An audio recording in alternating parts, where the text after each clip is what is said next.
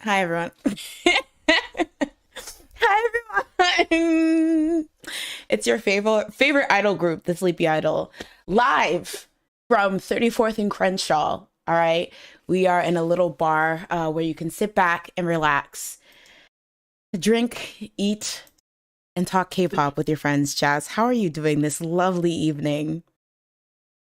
All right. I didn't really do anything today. I was supposed to clean my room. I did not. It looks pretty clean. Did you do the thing where you just Oh yeah, I just shoved everything. Like if you look behind my bed right now, it's just all clothes. tilt the camera, tilt the camera. Like same. Actually, I kept my room pretty clean. It's just my bed, which I guess is the result of me throwing all the things on my bed, like that were on the Yeah. floor. But I'm taking it as a win. Hello, everyone. I do want to turn to the chat because we're seeing everyone's coming out tonight. Hello, Tia. What's up? What's up? Andy, what's good? Andre, nice to see you again. Fortunate, what's up? Royally, what's good? Stream Elements, get the heck out of here. I thought I unmodded you. Okay, Stream Oh. Elements, how are you Hey. still here? A whole mess. Hey, Jordy. All right. So Oh my gosh, that's so right. you didn't Sorry. do anything today, but we did have, what was it, about 2 weeks that that the bar was closed. So do you want to catch us up on what you did? And same thing to chat. How have you guys been? What have you been up to? Jazz, we'll start with you because you're who we live vicariously through, per usual. I did nothing. Yeah. What did I do this week? I don't think I did it. Oh, it was Thanksgiving. Oh, I yeah, don't know. that's true. Oh, okay, That's yeah. about it. For those of you who celebrated Thanksgiving, what did you eat? What did you make? How was your celebration? Did you do anything special? Thanksgiving. I ate Gave food. thanks. Do I you? made Oh, you make. Okay, so cornbread casserole. you make That's the casserole. only thing I know. Look, just corn. Not what is it? Corn casserole. I think you had it. Oh, I don't know if you tried it Oh when I yeah. Oh made no, I didn't eat it anything. at I the was Friendsgiving. incapacitated. Do we show them the Well, I video? made that. Oh no, no. I mean, in like a minute. I'm not even in it. I mean, I guess I You am play a starring slightly role. by proxy. But see, that's good because I'm not much of a cooker, so I'm jealous of people who can cook. I Um, can't cook. Literally, it's like a very basic recipe. It's just you buy cornbread, buy 2 cans of corn, sour cream, a little 8-ounce sour cream, and mhm. shove it all into a bowl. Mix it, put it in the oven. You can put cheese on it if you want, and then Oh, that's okay, it. styling it up. See, you're saying I can't cook, and then you do this elaborate recipe I put list. cheese. Still, That's all you had to buy with several no, ingredients and combine them, and then put them in the oven. That's cooking. That's somebody who knows how to cook. no. Um, I know how to read it directions, you know? That's all I know. let's see what chat is saying. Andy says, I've unfortunately been recovering from COVID and currently swamped with homework. Oh no. I'm so That sorry. sucks. That's not fun, especially now because I feel like these days people are like, COVID, what's that? I don't take it seriously as much anymore, but it can still be very, very like inconvenient, dangerous and things like that. So hopefully you're all better now and homework sucks. Um, Yeah. Andre said, I missed the last stream because I was at work, so I'm glad to be back. Glad to see you. That was our last stream was the 12 p.m. What was it, 1 p.m. or 12 p.m.? Forget. Well, what? I think it was one. Yeah, yeah. It was the unconventional one and it was the afternoon. So it was interesting to see a lot of faces still did show up and we saw like new people who maybe haven't been in the chat. So it's fun, Yeah. to play around with some chimes. Let's see. Um Leanne says, we don't really celebrate Thanksgiving unless you count my mom going overboard with making Thanksgiving food every year. I mean, does one really Oh. celebrate Yeah, I Thanksgiving? was gonna say, isn't that celebrating it? Yeah, because I was gonna say it's not like we're like, okay, and then the Pilgrims and then Christopher No. Columbus. Like we're They just do the hand turkeys, but everybody colored in. Here are the crayons. no one over 5 actually celebrates it. But yeah, I feel like it's just like what food is everyone gonna make, binge eating and things like that. Yeah. But I don't really Leftovers. yeah, basically for the next like week and a half, you're eating different Yeah. turkey burgers, turkey casserole, turkey everything. Um, but yeah, Andre says, I recently went to Charlotte with my mom. this past weekend with my sister and her stepbrother. Thanksgiving was honestly boring, LOL, but the food was popping. Honestly. A Southern Thanksgiving sounds very good. Yeah, I know. I'm sure the food's really, really good. Yeah. Hello, Tian. Tian says Tian's got the flu, but I'm always ready to discuss the tea. Well, I am sorry you have the flu, but I'm happy you're here. And let's see. Jordy says, my Thanksgiving wasn't Thanksgiving. What it was supposed to. my Thanksgiving wasn't Thanksgiving what it was supposed to. Oh, my cafeteria. That's not there. Not even like Fridays. They said a cafeteria. Go to like the local university cafeteria and get them some turkey. They're making something for the students. They went to an elementary school cafeteria. They're like, get the juice, get the chicken nuggets, the milk. Yeah, the milk and chicken nuggets cartons at 11 a.m. Y'all, what was going on? But yeah. So yes, welcome. Jazz, I don't know, because Jazz, y'all don't even know, Jazz ate no crumbs left this weekend.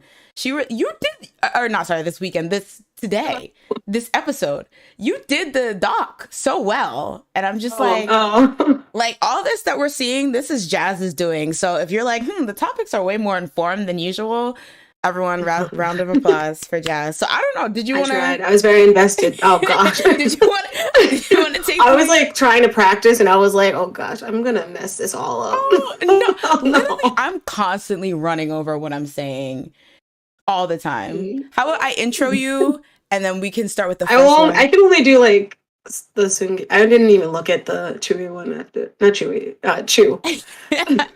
Okay, then I'll start with that, and then when we get to the Sungi one, you can do that. Sound good? Okay, guys. And we have quite the lineup today. I wish I could say that there's positives, but this whole lineup is shambles. Of course, we'll be talking about the fact that Blockberry Creative had the audacity to remove one Miss CHUU from LOONA, just randomly. It's giving Jessica 2014 vibes. I said, what's going on? Is it though? They kicked her out. Listen, as a success stand, the group kicked her out. That's true. Ooh. Listen, the songs are about to get on. So I swear, didn't they already say that they kicked her out? I don't know. I don't pay attention. That's true. We have somebody who is actually going to. Oh wait, hold on. Mm-hmm. We have somebody who's going to jail. Period. Oh. So I thought you meant in the chat. I was like, who? Imagine one of our very own chatters is in prison right now.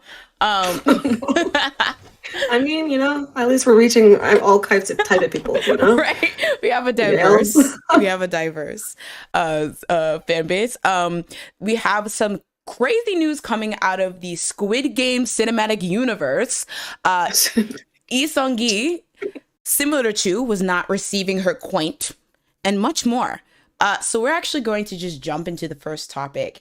And by the way, just realized I did not do news cover thingies for any of these topics. So we're just going to have to make do with what... Okay, CHUU is removed from LOONA.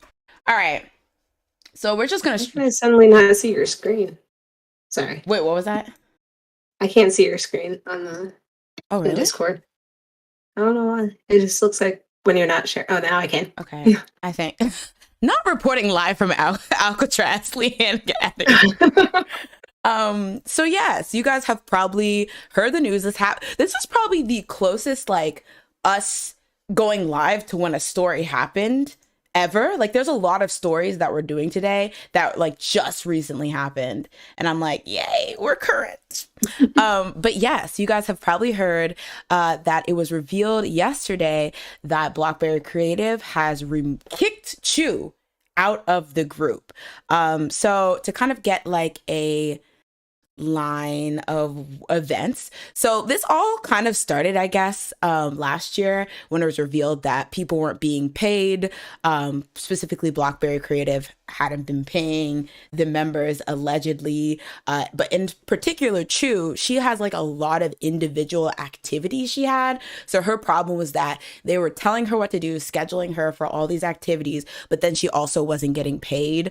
So she had filed a lawsuit against the agency so she could get more like autonomy in terms of what she takes. And like, I think that was kind of what started like the mess, in my opinion. Like, there was already mess with the fact that she was being overworked and underpaid. But I think when this kind of lawsuit for like her right to kind of have more ownership over what she did, that's when a lot of like the weird stuff started popping up. Like, I was reading about how you wrote here that they copyrighted CHUU's name. There were like reports about how like they weren't providing her transportation to her activities. There was that whole crazy thing about how like LOONA's first world tour, she wasn't there. And they were saying it was like scheduling issues. But now in retrospect, it really just seems like they were trying to make her look bad as like possible. And they were just like excluding her from promotions and things like that. So on October 28th, multiple South Korean media outlets reported that she started her own side agency with her mother called CHUU Company Limited. And I remember that BBC, they specifically like denied anytime there was any like information about her like leaving, starting her own company, etc., they would deny it, which makes this whole situation kind of weird. But it just seems like they're upping the ante in terms of smearing her, because we got a statement from them basically saying that they're kicking her out of the group. And what's interesting is in the statement that BlackBerry Creative released, they specifically said that it was because she was out of control. They were saying that she was bullying in like staff members and being really, really like bad and crappy to employees. So in order to kind of put a stop to this, they kicked her out. So it's kind of been in a tizzy because, again, this only was renounced yesterday. So everyone's really forming their opinion. I don't think she's made a statement about it yet. And I think this statement kicking her out was the most recent statement that BlackBerry Creative made. But Jazz, what did you think about this crazy mess? Because BlackBerry is trying it. Well, it seems like it's good for her that she's out of the whole entire group, in my opinion. So, like, I mean, she already has a backup plan. Mm-hmm. She has her own company, and her mom's helping her. Mm-hmm. So it's like she has no help or anything. She has support. Mm-hmm. So it's good for her. And I think all her like fans are on her side, mm-hmm. and all the LOONA stands are on her side as well. Mm-hmm. So she's in a good position. I don't think BlackBerry Creative is in a good position at all, because it's just like I feel like all their stuff has been exposed, and now they're kicking her out instead of trying to fix their wrongs. Yeah, it's kind of it kind of reminds me of Cube when the Hyuna and Edon stuff was happening, where it's just like instead of just fixing the issue and just being like, oh, they are dating, well, we made a mistake. They were just like, oh, they lied. We're kicking them out. Bye. And then that was it. It was like, that doesn't. You look bad, and you look terrible. True. So, that's so true. And I think that's an important part you make. For the most part, and I'm looking at the chat, and it kind of seems like most people are pro CHUU, but like, yeah, that's the thing. This is not like. I know we've just mentioned SNSD and Jessica's situation, but this is kind of different in the fact that I feel like genuinely, even to this day, people are split in terms of what they think and whose fault they think it was with the like Jessica situation. But for the most part, from what I've seen, most people are pro CHUU and are very much just like BlackBerry Creative is like trying it. Like no one's really believing them at all, which I think is very interesting, because as a lot of people mention, a lot of people are saying, yes, it's good that CHUU is free from the company, but people are saying, fortunate, you have a comment here, what's going to happen to LOONA? LOONA is still under this company that we have speculation they're not paying their artists well. They literally tried to do a smear campaign against CHUU, and they ultimately kicked her out and treated her poorly, and yet they're still the company of this group that everyone loves. And if you want to support them, you're going to be giving money to the same people that did CHUU wrong and are probably not paying them. So my thing is, and question to the hardcore LOONA stands in the chat, how do y'all feel about this? Like, are you still going to be supporting LOONA, or do you feel like you don't like the fact that if you are giving money to LOONA and supporting LOONA, you're ultimately supporting BlackBerry? Because I feel like this kind of happens a lot in K-pop, where it's like, ugh, we kind of know the company's not treating them well, but I still want to stand. So like, what's your opinion? Because this has happened, I don't know, could you say this happened kind of like to like EXO, maybe, like when people felt like, you know, Luhan, they're treating Luhan bad and all them. Well, we're not going to talk, thou shalt not be named, but I guess Tao, I don't know. I mean, we are. We're about to talk about the other one. I know. We'll leave that. We'll leave that later. Like, what do you? What? I don't what think you anybody split up, did they? Who? I feel like I still supported EXO. I mean, I was sad about Luhan, but I was like, my favorite's still in EXO, so I gotta support. You're like, if Xiumin has 1,000 fans, I am one of them. If Xiumin has 100 fans, I am one of them. Basically. I mean, I guess that's true. It's really hard to kind of like be morally sound when there's so many. And then there's the whataboutism. It's like, oh, you're not going to support LOONA, but you support X, Y, and Z group that's under a company that's problematic. But yeah. Tal says, Team CHUU. Also, what's up, Tal? Memes have been delectable on a lighter note. I haven't seen many memes. Maybe I'm not on the right side of Twitter. Oh, yeah, I haven't seen any. Andre says, it's so rich that they use the abusive power reason to kick her out. That's the same company. That's weird. Yeah. It's like, girl, like, are y'all okay? Like, it must have been the most delusional set of like upper level like staff management that were like, okay, even though we literally are on the docket for allegedly treating her poorly, we're gonna say, like, are y'all insane? Like, it's giving Elon Musk. Where he's like, because I think he fired like everybody based on like reason or something. It was like something where he fired everybody where they can sue him basically, because it was like, because he fired them so that he shouldn't give them severance, and so they got fired just straight up, no severance package. And I think people are like planning on suing him because it's like, we didn't do anything wrong. You're supposed to just give a severance package. So it's giving very much Elon Musk stuff, where it's like making up issues. It's just like, I don't have to deal with it. I look good. I don't know. They're like, I don't know what you guys are doing. And she picked her nose on Inkigayo. Like, yo, she's a basically. Okay.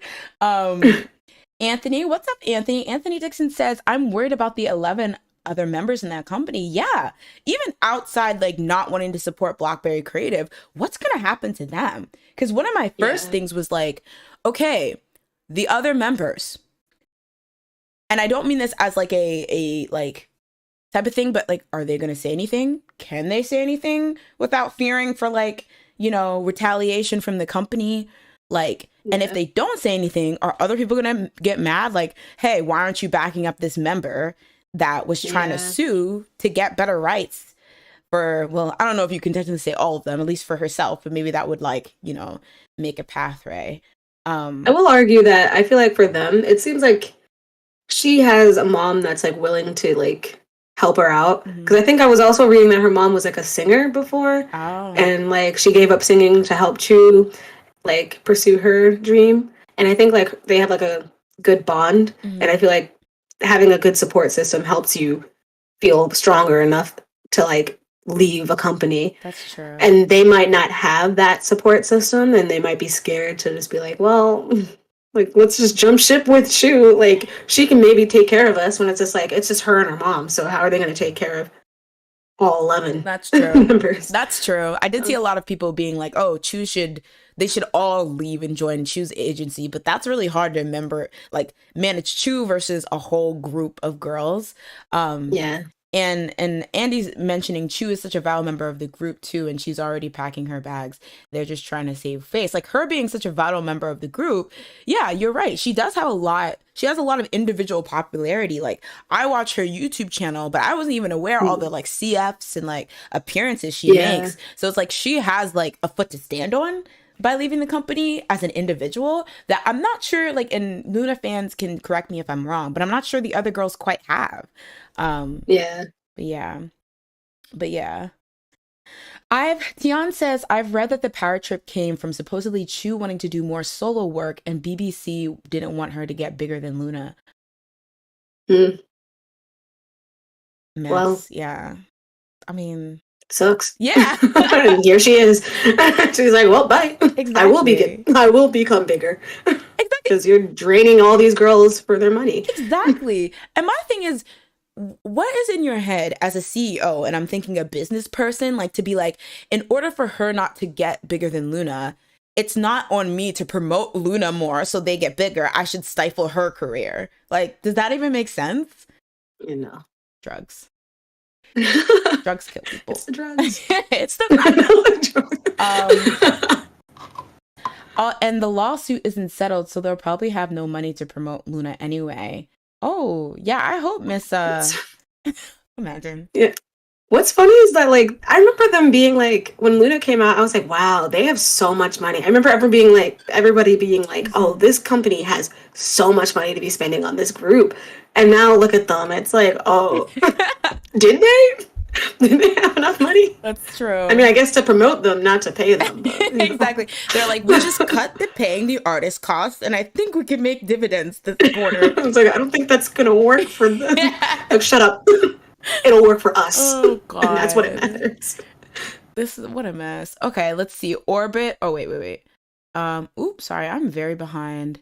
Am I behind?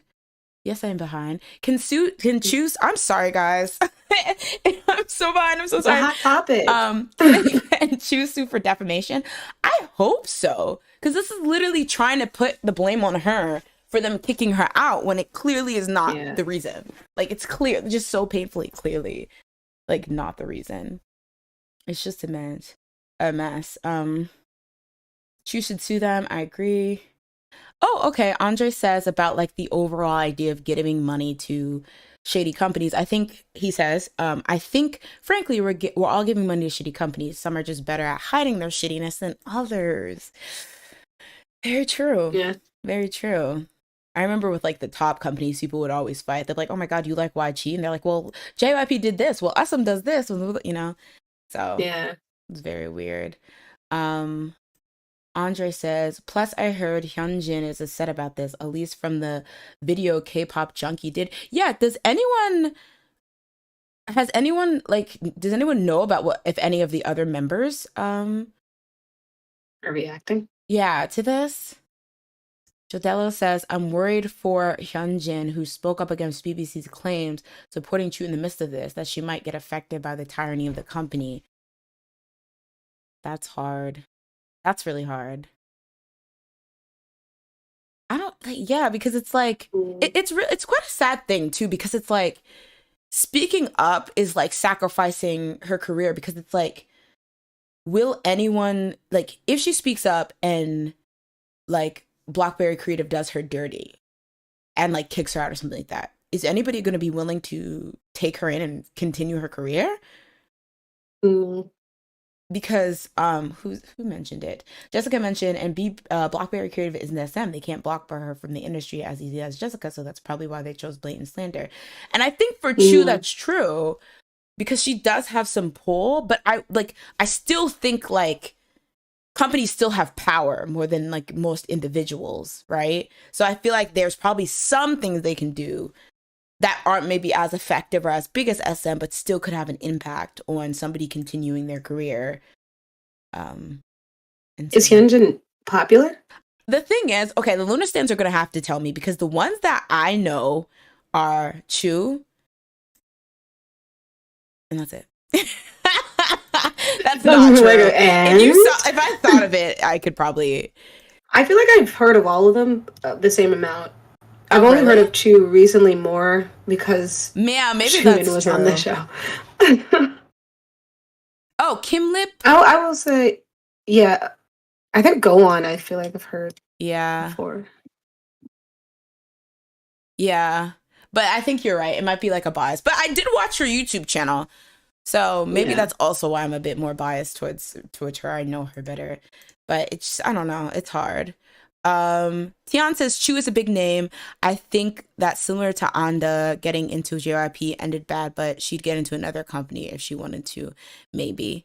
Um, Also, hey Ali, welcome to the stream. Tells us question for the Lunanators. Haven't Luna been getting shit treatment from a while now? I wouldn't be surprised if they called it quits as a collective. Ooh, That could, as a collective. I mean, that would be powerful, I feel. Like, what's that group? Platus's group? Pristine. Did they all quit or did they just disband the group? I thought they all just like left. Like their contracts just ended simultaneously? I don't know. I feel like they slowly like I think Kyla like left and then like other Oh, people. yeah. They kind of just, yeah, I could see that. In terms of popularity, Andre says CHUU, Heejin, Kim Lip, Jin Sol, and is it Eves are pretty popular members. I remember Jin Soul. I thought she was the most popular one. At least like during like in the beginning. Oh, okay. Like during the subunit. Yeah. Yeah, but that really sucks. I don't know. It's just such an awkward situation. Another thing I wanted to ask, let me go back to my notes. So yeah, would you compare happen to Luna? Okay, do you think okay, this one is a bit dumb for me to do, but I thought it was interesting that they chose to say that she was poorly treated staff as like the last blow. Do y'all think that them going that route, like specifically saying that in terms of slandering, was inspired by what happened to Irene? Why? Why are you gonna do this when Red Velvet's about to come back? Why don't you do this to them? Listen. 2 more days, and they're coming back. Listen, you just couldn't like hold it in. I'm just trying to keep the Poor conversation. Irene. She's trying to move on. Because that's the first thing I thought. Like, not Irene is the blueprint. Dang. Oh no! Leave Irene alone. I'm so sorry. I just thought like immediately. I mean, there's definitely been other attitude controversies, but specifically saying that they were crappy to staff. I feel like, you know, everything that happened with Irene. I mean, Irene eventually was able to come back, but it's like, ooh, once you get this mean to staff accusations, like, yeah, I feel like it's kind of like, because I feel like it's vague because you could be like, what staff? And technically, if no one comes forward, you could say it was a lie, but it could literally be anyone that just doesn't want to come forward. So it's easy to kind of be like, oh yeah, the staff just doesn't want to speak, but they exist, like that kind of thing. I don't know. I mean, that's what they're going for. I guess that they're just like grasping at straws at this point, probably. So you know, yeah, I could see them trying to go that route, failing, but you know, trying. That's what I find so funny. It's like y'all were out of pocket for this lie, like literally insane. That's why I really do hope that she does some type. I mean, she might be too traumatized. She's like, I'm kicked out. Let me just go free. But I hope she does some type of suing because this is ridiculous. She should counter sue or something. Exactly. That's a thing in Korea. Exactly. I'll take a couple more comments from chat and then we'll probably wrap up this topic. But Andre says, I think one of the positives that has come out of this shitty situation is that a lot of industry people that she worked with on her side and call BS compared to Irene. That's a stretch, girl. Wait, did people I don't remember. Did people come forward and say Irene is actually horrible? Yeah. Oh. Well, there was that one stylist that was like, she's mean, and then nobody was defending Irene, and so everybody was like, well, that says a lot. And then Irene had to go and apologize to the stylist. Oh my god. Well, that's why I was like, why are you digging this back up? Like, well, now I gotta explain it again. Now everyone's like, wait, she did what? I'm not watching that Red Velvet come back. Strike that off my list of things to do. This is low key part of my petty like pro Twice anti Red Velvet. How dare? How dare? Did you even watch Twice's last comeback? Did I have to? No, I did. I was about to sing it, but then it slipped my mind. Oh. Also, thank you, Leanne. Yes, everyone, if you're currently enjoying the stream, make sure to give the video a like. But yeah, I'm sorry, I did not mean for Irene to catch strays. I just thought it would. You meant it. Yeah. Oh, that's cute. Tia says, I'm happy to see the staff from her channel were defending her in their IG. That's really nice. Oh, they were? Apparently. I mean, that makes sense. They are not in a good position. What is Blockmaker doing? What are they doing? Did they not talk to their staff? Like, you think they were like, all right, we'll pay you this much if you just don't say anything. Instead, they were like, let's just do this, and then what happens, you know? That's good, though. I'm glad that they're willing to, like, stand up to the company and be like, no, she's a good person. Like, what do you mean? Yeah. I know other staff came out and supported Irene, but that Celeste, I think, was the only one that says Irene was mean to her. I think I don't remember anyone else. Okay. Because then Andy says a few staff members backed her up, I think, but mostly accusations. Wait. Backed up Irene? Oh. Hold on. Okay, everyone in the chat. Well, overall, I do think that it's messy in the sense that we still have like some leftover like strings and unanswered questions. But I think for the most part, like, I don't see this going like horribly for CHUU. Like, it may be messy, like, you know, the beginnings of starting up a company. But like, yeah, I don't think it's just going to like totally be like, oh my god, we hate her or anything like that. Yeah. Unless some... And I feel like it's already started off pretty well since she's gotten like commercials and whatnot while not being given them by her company. So hopefully it stays that way. I just can't believe it's like you would rather go through all this rigmarole, like this whole craziness, than just pay her. Like, that's crazy. Yeah.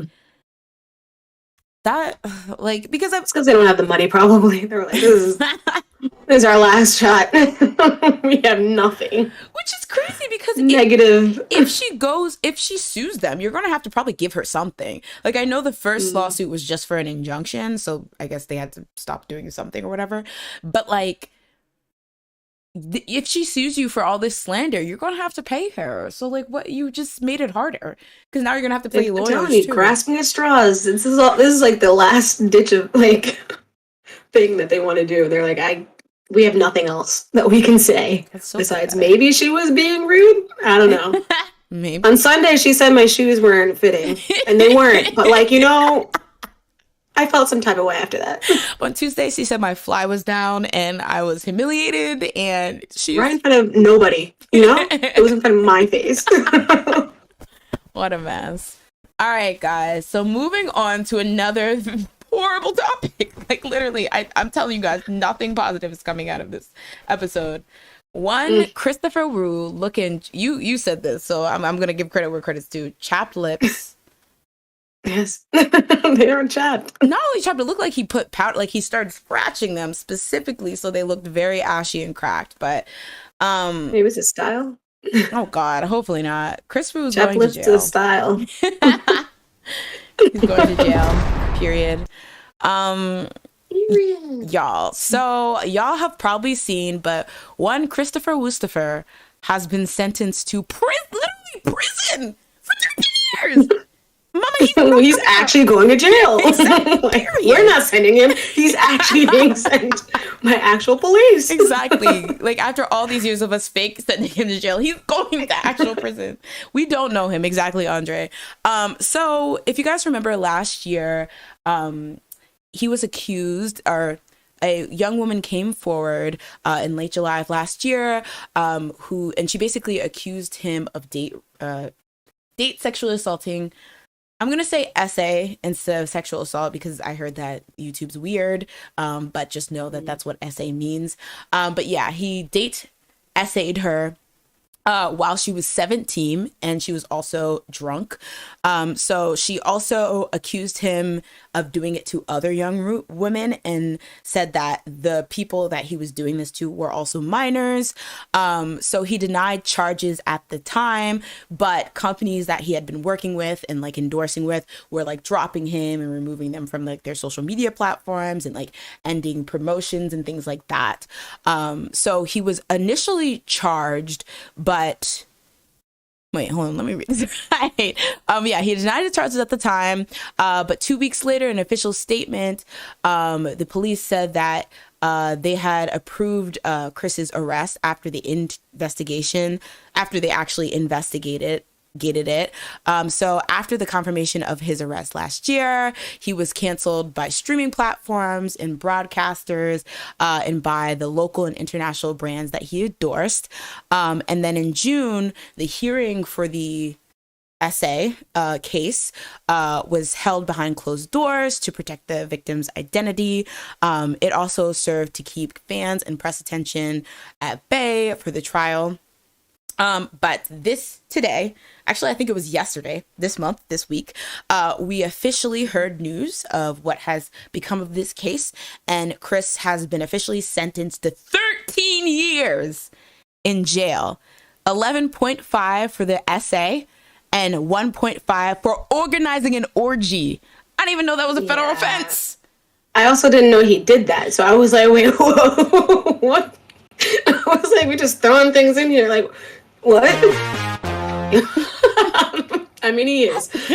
Like, not only a flop, but a convicted felon. Like, I don't know what's going on.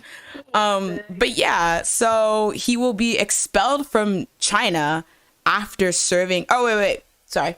More information. The court ruled that he essayed 3 females while they were drunk between November to December of 2020. The second charge was also made for organizing an orgy with alcohol in July of 2018.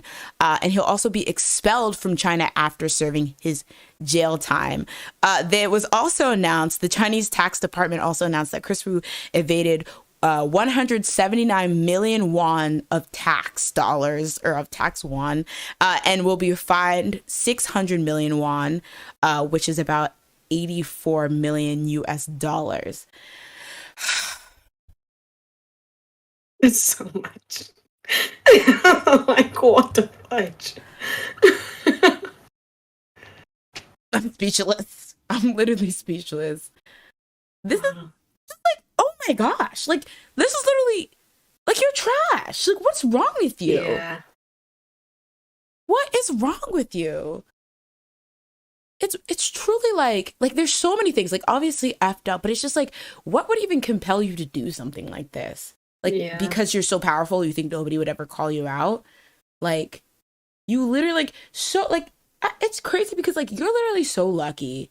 He's literally so lucky. And I don't know, like, you know, his intimate life or whatever, but, like, to, like, have what you got. Like, you know, you were in this boy band, you then went on to be a huge celeb in China, people love you, fans respect you. Even when this accusation first started, so many people were like, not my Kris, not my Christopher, you know, not my Wu Yifan. Yeah. And had your back, only for it to be true.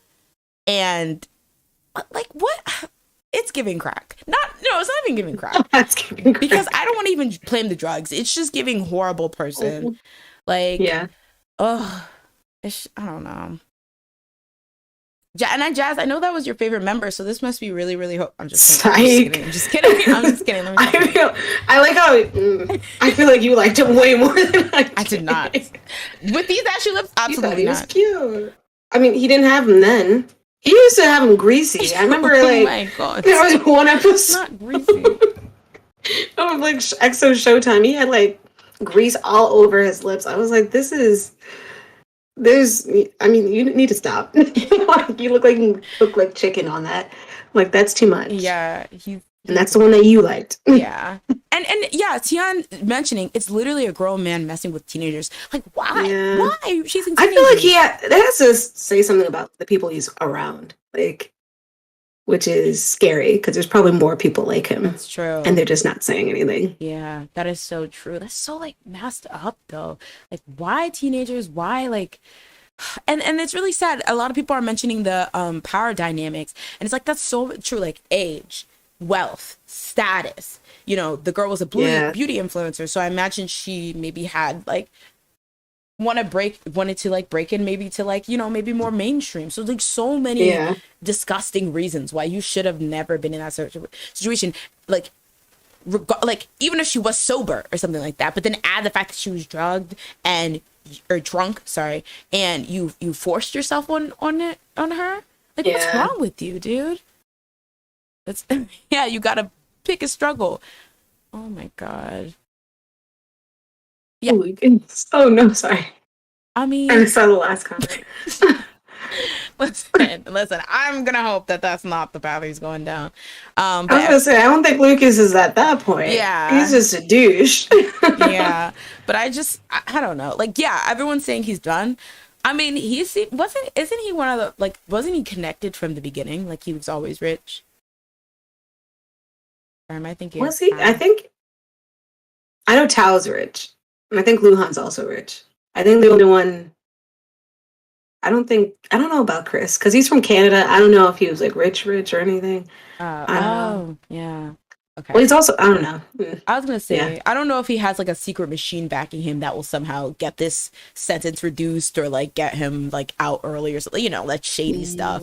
Yeah, he might. I don't know. But I feel like even if he does, no way he can go back to being a celebrity. Maybe he'll just like live a quiet, you know, normal rich guy life or whatever. But no, because he's gonna be when he's out of jail, he's gonna be like 45. Oh yeah. You ruined your life for what? You literally ruined these girls' lives for what? Why? Yeah. Look at you now. I'm talking to you because I know he watches this. Hopefully not. I don't know if you can get this in jail. He's the actual jailmate that we were talking about in the beginning. Absolutely not. He's the one that was watching. Stream Elements bot, do your job and ban him from viewing this. But before you do, you're a clown, okay? And you are like, I just can't. That's literally so disappointing. And it's so scary. Yeah. It's scary because to think somebody this corrupt literally had a legion of teenage and young women fans. Yeah. So I would not be surprised if these aren't the only people that he's done this to. These are just the people who were brave enough to speak out. Yeah. Yeah. Oh, God. Okay. Andy's saying, I think his family did have some money, not sure. Tian says, Luan and Tao are rich from their idol activities in China. I think Kris was just a TV personality, but he wasn't rich. My thing is, if he's owing $84 million in taxes,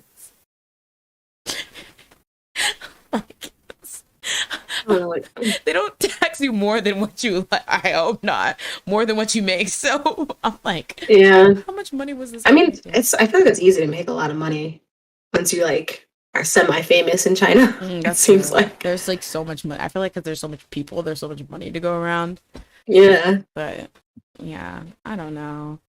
I mean, I don't think there's really much more to say here.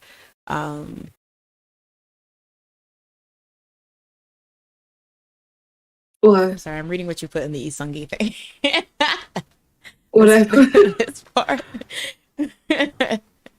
Oh wait, can you see where I am? No. Oh, I can see you. Like you're. Oh wait, I can see. Okay. Oh, yes. Yes. But yeah, I was trying to think of a good rhyme or whatever. Sorry. Yeah, Jazz, do you have anything else you want to add to, this crazy story? Sucks to suck. I don't know. Facts. Yeah, and that is really scary. Tian mentioned 2013. Tian would never saw this coming. Honestly, if you told 2008, 9, 10 me, who was new to pop, well, probably like 2013 because that's when EXO actually existed, that this is the state, Seungri, freaking jail, Kris Wu jail, everyone's like shady messes. Yeah, I would have never guessed. I think that's sad. But yeah, one thing I did want to add before we move on to the next topic is that, interesting enough, if you guys remember, when he left EXO, there was like an ongoing litigation with like, oh, can he get out of this contract? Can he not?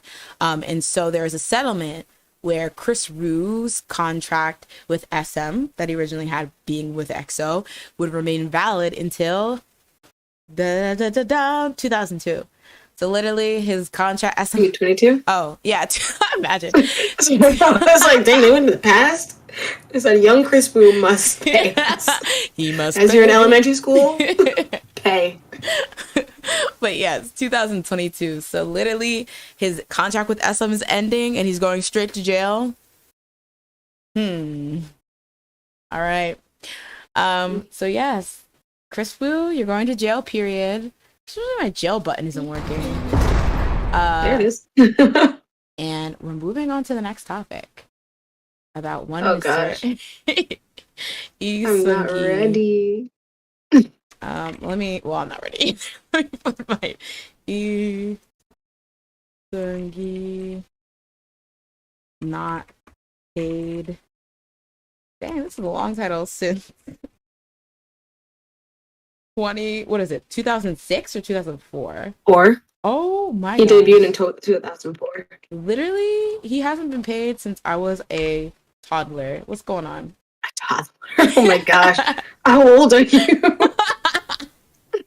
I was born in 2001. All right. Okay. What are you doing here? Okay. Jazz, you want to take it away? Oh gosh. How do you even start? Like, I guess No, honestly, this is like the hardest topic to cover. there was like so much that happened. I'll just do like I had like a summary of what happened. So let me move my notes. So basically, Lee Seung-gi hasn't been paid in like 18 years. So since debut in 2004, he hasn't been paid for his music specifically by Hook Entertainment. His acting and variety shows are not part of this. On November 17th, Lee Seung-gi formally requested a report on his revenue for his musical activities over the past 18 years from Hook Entertainment. And then on the 18th, Hook Entertainment stated that they are looking into the matter. But then Dispatch then obtained a statement of settlements from the distribution channels that distributed Lee Seung-gi's music. So between 2006 and 2022, Lee Seung-gi's musical activities earned over 9.6 billion Korean won, which is equivalent to 7.16 million USD in revenue. The documents for 2004 and 2009, however, were lost. And so that information hasn't been able to be retrieved. However, it's safe to assume that Lee Seung-gi's musical sales would easily surpass about 10 billion Korean won, which is about 7.46 million USD, which equates to about 14.62 million USD at the end of the day. So that's a lot of money that is missing. But on November 21st, Hook Entertainment CEO issued an official statement. The CEO's name is Kwon Jin-young. Should I read it? I have like a TLDR. Oh, you can do the TLDR or read it, whatever works. So basically, it just kind of like said that she feels ashamed, and then she was stating that it's an oversight, but she promises that they're looking into the issue. And then on the 23rd, Dispatch released an audio of the CEO threatening to kill him. And then she's quoted to have said, "I swear on my name that I will kill him. I'm going to spend the rest of my life trying to kill Lee Seung-gi. That mother effer, I swear," while an executive tries to calm her down. Also in the recording, she describes herself as scary when she gets mad. She blames all of the issues on the accounting team. And then Seung-gi's manager was there, and he was trying to quit after being yelled at by the CEO, and even breaks down crying. And then after this, other allegations against the CEO also surfaced, making her look even worse, such as a former employee stating she was cursed out by the CEO. On November 24th, Seung-gi's lawyer sent out a statement on behalf of Seung-gi. And then on November 25th, Hook Entertainment released a statement apologizing to Seunggi, also stating that some of the facts are incorrect, like Seunggi getting paid absolutely nothing, and they made it clear that Kwon Jin-young owns 100% of the shares in the company, making her the sole owner. Because I think there was another person maybe that people were pointing the blame at. I can't remember her name. It's in the actual statement. Lee Sun-hee. Mm-hmm. Yeah, it says with regards to Lee Sun-hee, she has been an artist with us from the start, so we registered her name as a director in the company as a show of respect and gratitude.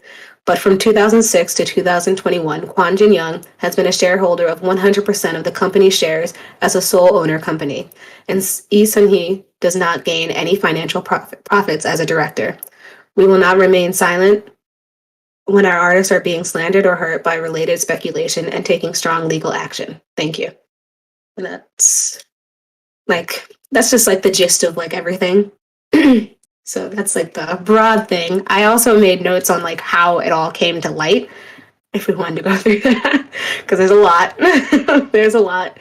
I feel like there's some juicy stuff in there, but before we go on to that part, do we just want to talk about? Yeah, I was gonna say there's a lot that happened. I'm telling you, I did the how it came to light first, and then I got into like the other part where it was like, oh, there's a recording of the CEO. I was like, what the heck? She wants to kill him. Like, whoa.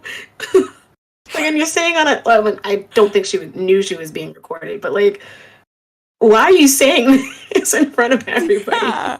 I was like, it's so funny because the juxtaposition of you being like, she apologized and was like, I'm sorry, this was a grave mistake. And then she's like, I kill you. Like, what? What's even funnier is that, like, I literally was clicking on articles out of order, so I didn't know what came first. And I saw that part where she apologized first. Mm-hmm. And I thought it was after she was caught, like, recording. And then I realized that the dates were opposite. Like, it was like, oh no, she apologized and then she got caught. So she looks so bad. A mess. A mess. Like, whoa. Like, what? Yeah, she's out for blood. Like, what is going on? Oh, like, and this is okay because no, okay, somebody, Leanne saying, imagine trying to gas and scam the Seunggi Adams money for his music.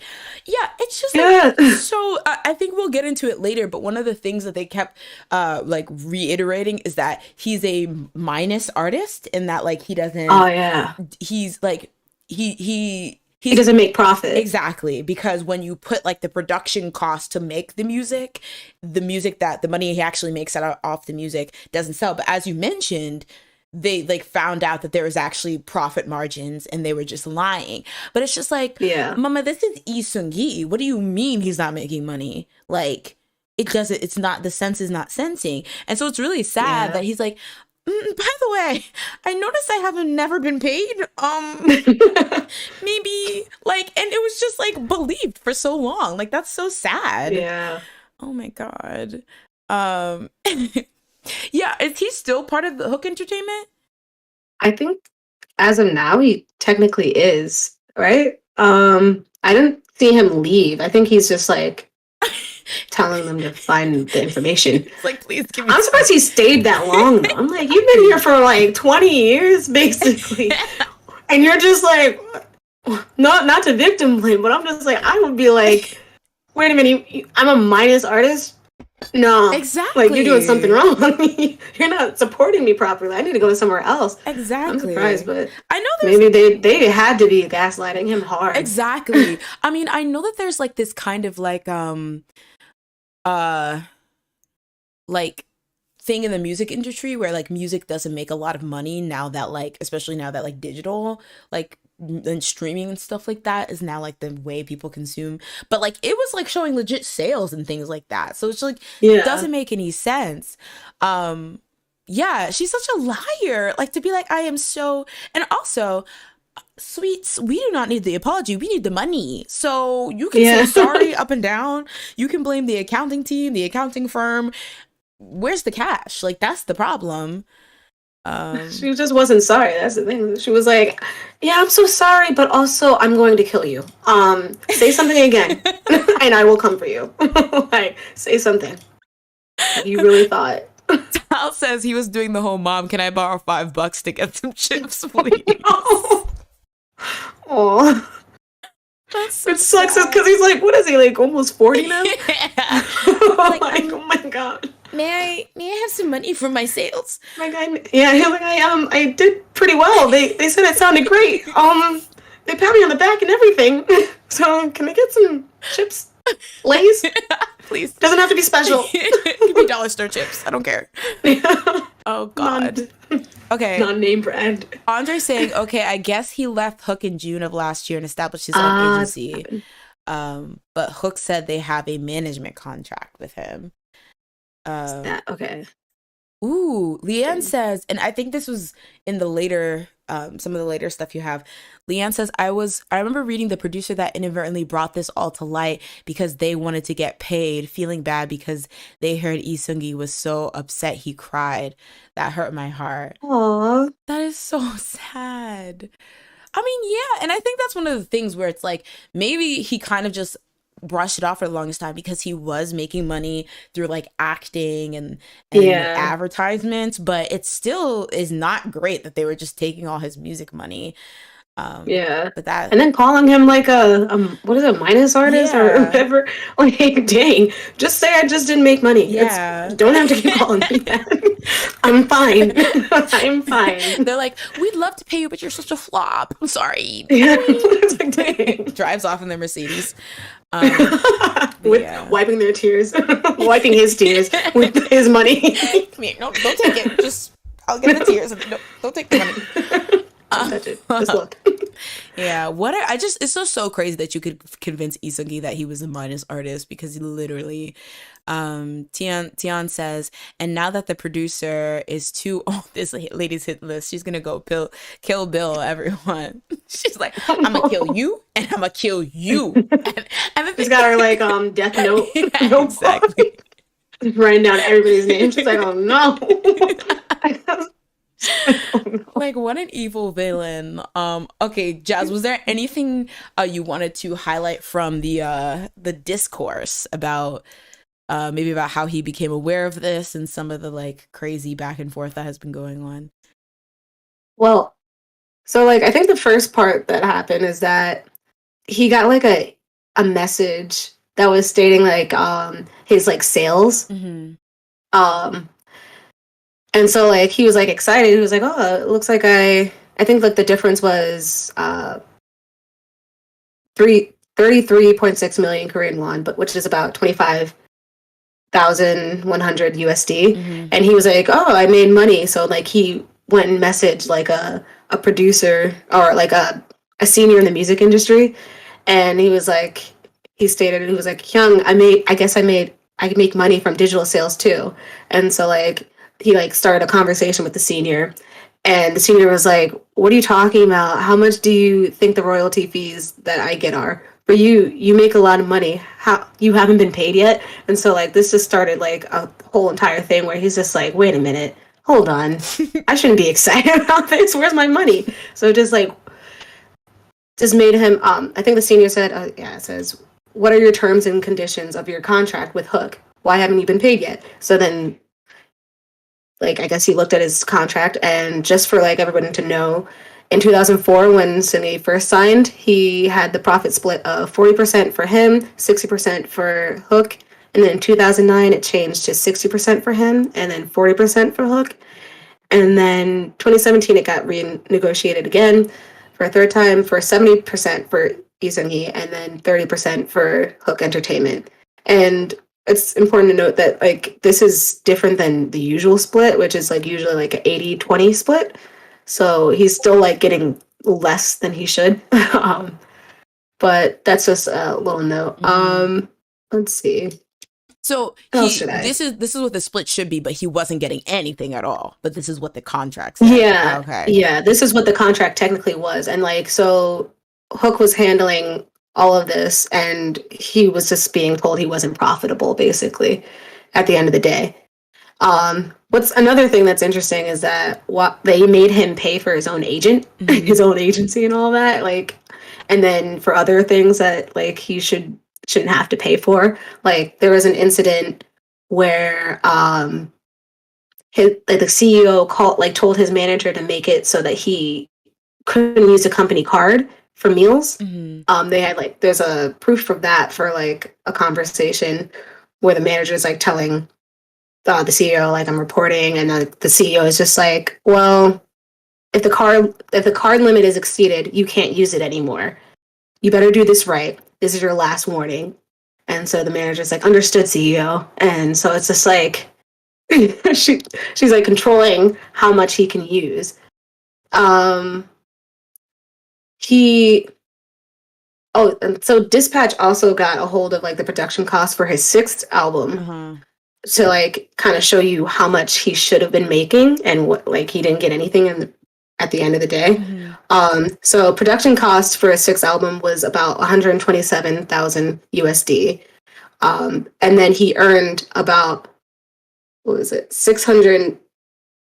He earned $787,000 USD, which means as profit it should be about $660,000 as profit. So it's like, I guess if you have to do like the 70-30 split? I don't remember. Like I can't do the math in my head, but like that's still like significantly more than zero. Yeah. So it's just a lot of things happening. And then he also like tried to like see like what was happening. So, but he was always like met with like kind of like gaslit responses. Like in June 2021, he got met with like somebody saying, "Seunggi, I don't want to say this to a singer from our agency. You're a minus singer. How are we supposed to calculate things?" In August 2022, "Do you know how much it costs to promote an album? I had to give a gift to media director A and brought another gift from media director B." November 2022, "You're so annoying. We asked accounting team member Park to prepare the settlement data, but the effer didn't do it because he didn't want to work." So, and then the June one, the instance was when both Seunggi and his mother were at dinner with an executive. The August one was instance had a director blurt out his answer due to the sudden question, and the November remarks were made in a meeting following Seunggi's request to approve his account statements. So another like rude statements that like they said to him were like, "Seunggi, your fans don't buy albums. They don't have money, but have a lot of things they want. Manager Kim, Seunggi is done for. Take the right path. Save on expenses." It's just, yeah. There's a bunch of gaslighting, a lot of just messiness.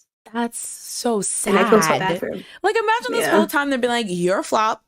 I don't even know what, like, you're lucky we are even not dropping you." Like, we could keep telling you you're a flop, but you keep calling us, and then we have to say it again. Like, how dare you?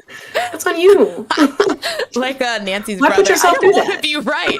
I don't want to be right. That's so true. You might as well cry. Yeah.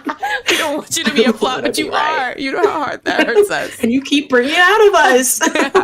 That's insane. Yeah, the notion that your fans don't be albums, this is interesting because couldn't he just look up the sales himself?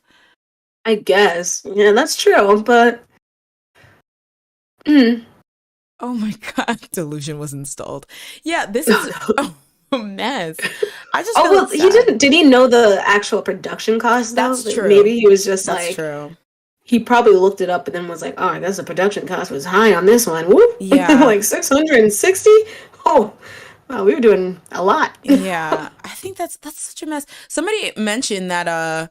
Oh, okay. Andy says, yeah, that sounds like he's being gaslit and didn't know the money existed or that it wasn't his to have. I think what it is that like even if he did make money, they're saying the money you made off your albums doesn't exceed the cost. So even if they do promote money, we have to put them back all into the cost and pay people who like wrote the songs, did the production, et cetera, et cetera. So that's why you're not making any money. That's what he was led to believe. But then Dispatch was like, "Girls, you thought." Receipts and was like, "You're actually making coin." And then the staff is just like, "You're so annoying, stop exposing us for being crooks. Let us be crooks in peace." The CEO was probably crying, like, dang it!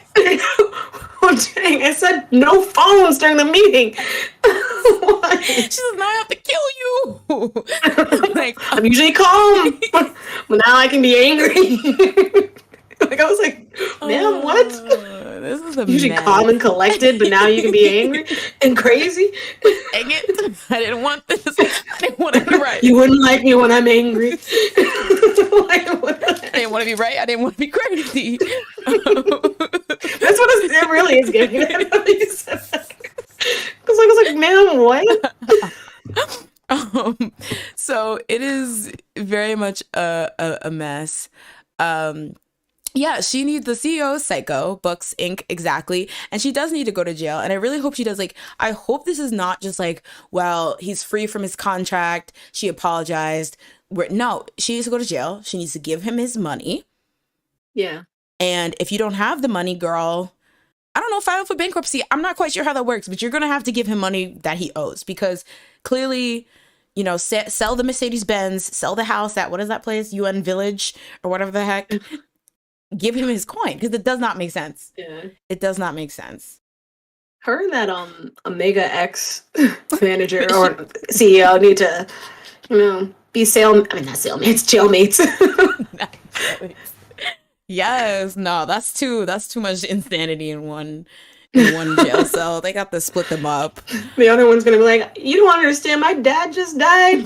Like, you don't think I wanted to cry? Nobody was helping me. And the other one's gonna be like, you know, you wouldn't like me when I'm angry. It'd be chaos. She gets out her people putting bets. Yeah, right.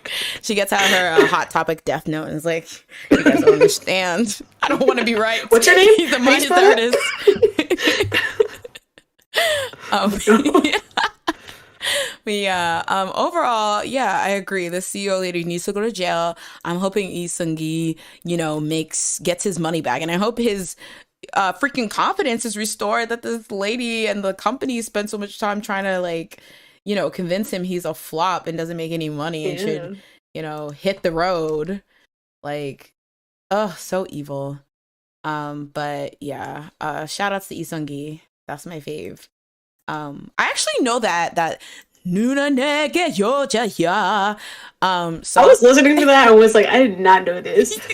Did you know it was written by Psy? No, that was yeah. I was like, first of all, I read that it was written by Psy first before hearing it. Mm-hmm. So I'm expecting like boom, boom, boom, boom, like type of song, and he's out here singing a ballad. Listen. I was like, Sir Psy, what were you on back then? You were like sitting there like with your suit and tie, like let's sing some ballads today. I can get sentimental. Listen, but what was funny is that was one of the first K-pop songs I saw, right? And so if you guys don't know, I think it's translated to what is it? That Girl's My Woman. Yeah, something. What was it? I wrote it down. Oh, Because You're My Girl. Yeah, and it's like. But the actual title is Nuna Nega Yoja or something like that. And so like it's like Nuna is my woman or whatever, and the whole thing is like, oh, he's younger than the woman or whatever. And either the music video it's like trying to get an older woman to take you seriously or whatever. But the thing is, back then, I think because it was before like K-pop and Korean media, like you would see it a lot on YouTube translated, it was like a direct translation. So it was like Sister Is My Woman when I was watching the translation. So I was like, wait a second, this is his sister? What the heck is going on? This is big in Korea? What are they doing over there? I was like, whoa. I don't know about that one, sis. I mean, it's... like, I'll come back and check on K-pop a little bit later. Exactly. Let me look that when you cleanse this. Exactly. So I was so confused, and I was like, this is gross. Why is somebody and then like later on as I got into more like, you know, K-pop and Korean media, I realized the whole, oh, you can call any older woman like Nuna or whatever. And so I'm like, oh, she's not actually related to them. But that really took me for a trip. It's funny. His sister is my girl. Oh, okay, wait. Books Inc. is giving us some recce's. Wait, hold on. Psy is a closet romantic, I suspect. Check out the lyrics for his debut song, Bird. Ooh, I've heard of this song. I need to listen. I haven't heard it, but I heard of it. But where's my... Oh, here it is. I'm going to put it... I need to write stuff down. Sorry. But yeah, overall, that woman needs to go to jail. Yes. Is my jail thing working? No. Why is my jail button working? All right, I don't know what it is. All right. And moving on. So for the next topic, we're still on the mess. Like, I hope you guys don't think the mess is over, because it definitely isn't. But this one was quite a shock when I saw it on my timeline, because I was like, not this Ajashi, like, what's going on? So as some of you may know, this week, literally on the 25th as well, we got a shock when it was reported that Oh Young-soo, who starred as Player One in the hit drama Squid Game, was going to be, I guess, indicted for charges of indecent assault. So essentially, the actual accusation is that he was accused of inappropriately touching a woman's body in mid 2017. So the police received the victim's complaint in December of 2021 and forwarded the related documents with the opinion of indictment to higher authorities in February of 2022. At the request of the prosecution for a supplementary investigation, the police interviewed the witnesses and reviewed the lawyers' opinions and decided not to transfer the case in April. But as the victim appealed to the police decision, the prosecution has been reinvestigating the case since. So it seemed like before, like, they had like cut the case off and be like, okay, this is like, let's stop this here. But then the victim appealed, so they're currently reinvestigating it. During the prosecution, Wait, so they just stopped it? I think it's because they decided not to pursue the case, because I guess after like interviewing the witnesses and things like that, they didn't see a case there, I'm assuming. I think that's what it's getting at. But then their victim like appealed, and so then now they're reinvestigating it and seeing if there's any like evidence, I guess, they missed. So during the prosecution's investigation, Oh Young-soo was reported to have denied the allegation, saying, "I just held her hand to guide the way around the lake. I apologized because she said, because the person said she wouldn't make a fuss about it, but it doesn't mean that I admit the charges." Nevertheless, the prosecution judged that they secured evidence to support the allegation of harassment and transferred the case to trial. So I guess he's saying that he just like touched her to like guide her in the direction of somewhere, and they apologized. He apologized for it, but he's not a fuss about what though? I guess a fuss. This is weirdly worded. That's a weirdly phrased sentence. I shouldn't be fine. Like, she didn't want to not to fuss about it. Fuss about what? Like, are you admitting to something? Because that seems like, I guess this seems kind of, I guess maybe I held her hand to guide the way around the lake. I apologize because the person said that she wouldn't make a fuss about it, but it doesn't mean, maybe he's saying he apologized because he didn't think that she would make a big deal about it. Like, she said, oh, like, I will apologize for it, but I don't want you to, like... Well, why do you feel like you need to apologize in the first place? I think that's a problem. Like, where did he get the notion that he needed to apologize? So something went wrong in between that. That's true. Like, between him holding the hand and him apologizing. Something happened where she was like, what are you doing, or something? Like, I feel like he should probably elaborate. Yeah. I don't know, but then there's also the fact that it seemed like when they investigated this the first time around, they maybe didn't find enough evidence to act upon it, but now they're reinvestigating it. So I don't know. I don't know how the court system works. You guys aren't privy. I also don't know how would you investigate this if it's just him and her. Well, it says that they're apparently witnesses, because the police interviewed the witnesses the first time around. Huh. But yeah, so and I think, I don't know, because it's saying in this story that he was accused of inappropriately touching the woman's body, but then here he's saying that he held her hand, which I guess is, but when I think body, I'm thinking like he groped her or something. Oh, yeah. Although assault can be, whatever makes you uncomfortable. But this is scary. I feel like I had to check some prejudices, because I was like, this sweet old man being like a but then I had to dial it back, because Sometimes it be the sweet old men, sometimes or the seemingly sweet old men. Um, not y'all saying, not 001 himself. Um, yeah. Oh, What? not this either. Oh my god. What? Charles says Gramps thinks just because he's leaving the plane of existence soon, he gets to do what he damn well pleases.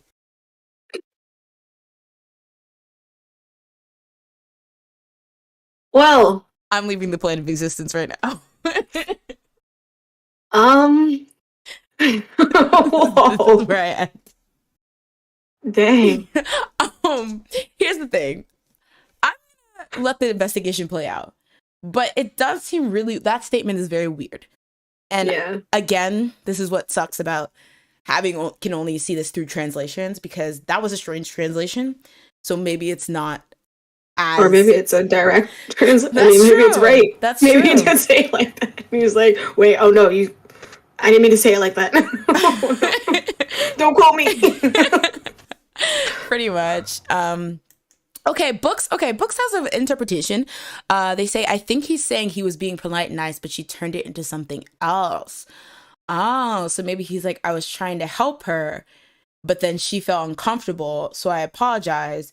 But I specifically apologized because I felt like if I just apologized, she'd just leave it alone. Yeah. Maybe that kind of thing. Which is why I'm like, at least put that in there. It seemed like the way he phrased it just seems kind of weird. Like he didn't want to say what happened in between because it might implicate him as a liar or something. Yeah. But it could just be translation. Yeah, that's true. And it's also weird that it's, well, I don't mean to say it like this, but just the timeline of events seems so long from when this actually happened to when we're hearing about it. So it just seems really messy and confusing.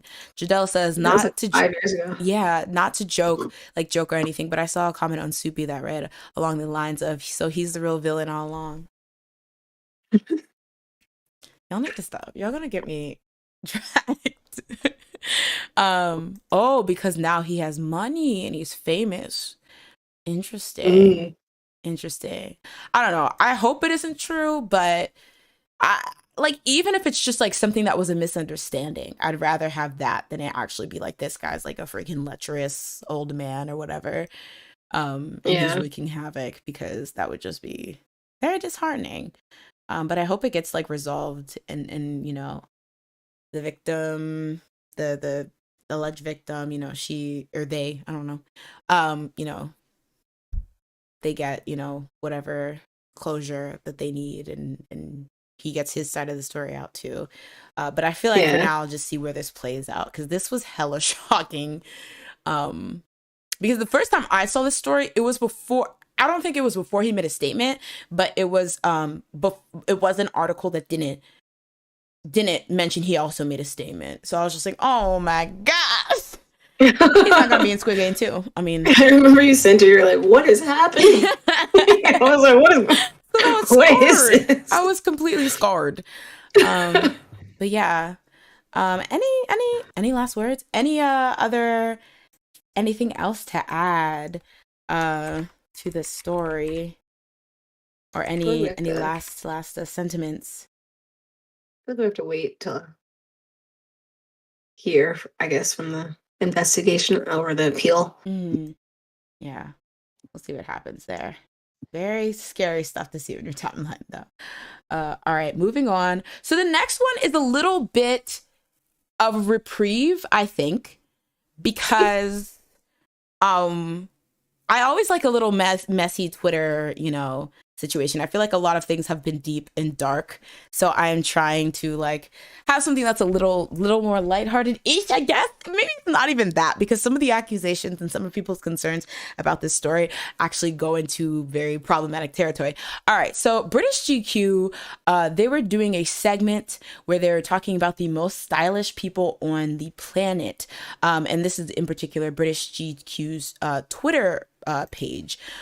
So one of the people who made the cut was none other than fashionista G the Dragon. There's the picture they used with him, very, very interestingly dressed. But yeah, so, you know, you may think, oh, you know, they're just like praising G-Dragon for being stylish, nothing new, very cute. But what people had some problem with was the actual tweet, the content of the tweet that they quote for this. I'm like stalling because I'm trying to bring up this thing. The tweet that they quote was a bit problematic. Let me stop. Oh my God, can that be the new term for a problematic tweet? Problematic. So very problematic. Sounds like a 2-year-old saying. This is problematic.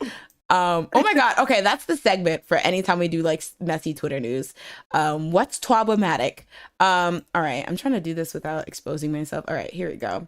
It's like Elmer Fudd. All right. He looks like Elmer Fudd. Oh no, I said it sounds like. I was like, huh? All right, so so in the tweet they twat, I think twat Dr. is Seuss. Tweet they twat. In the tweet they twat, they said G-Dragon. G-Dragon was selling out stadiums before BTS was even a petri dish in a K-pop factory farm. Colored hair, women's wear, Chanel and luxury house campaigns, Nike collaborators. GD did it first and he's still out there.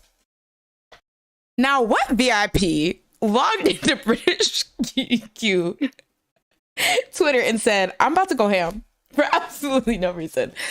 So as you can probably guess, people were kind of up in arms. I feel like anytime you make comparisons, even now, I definitely think it's down, like people have calmed down, but anytime you bring up BTS and Big Bang in the same sentence, a bunch of people have conniptions, but in particularly, it seemed like they were bringing up the sentiment that often gets purported, or I guess like just like a hot contentious topic, Big Bang paving the way for BTS, or insert K-pop group here paving the way for BTS, or doing it before BTS did it, which I think this was interesting because I don't know if they're implying here that like G-Dragon has been a style icon way before BTS, because I wouldn't really put BTS in the realm of style icons. Like they definitely have good, like nice fashion sense, but I don't think they're known for fashion the way that like GD has been, or they're just saying GD was out here slaying before BTS ever existed. That's how I thought it was.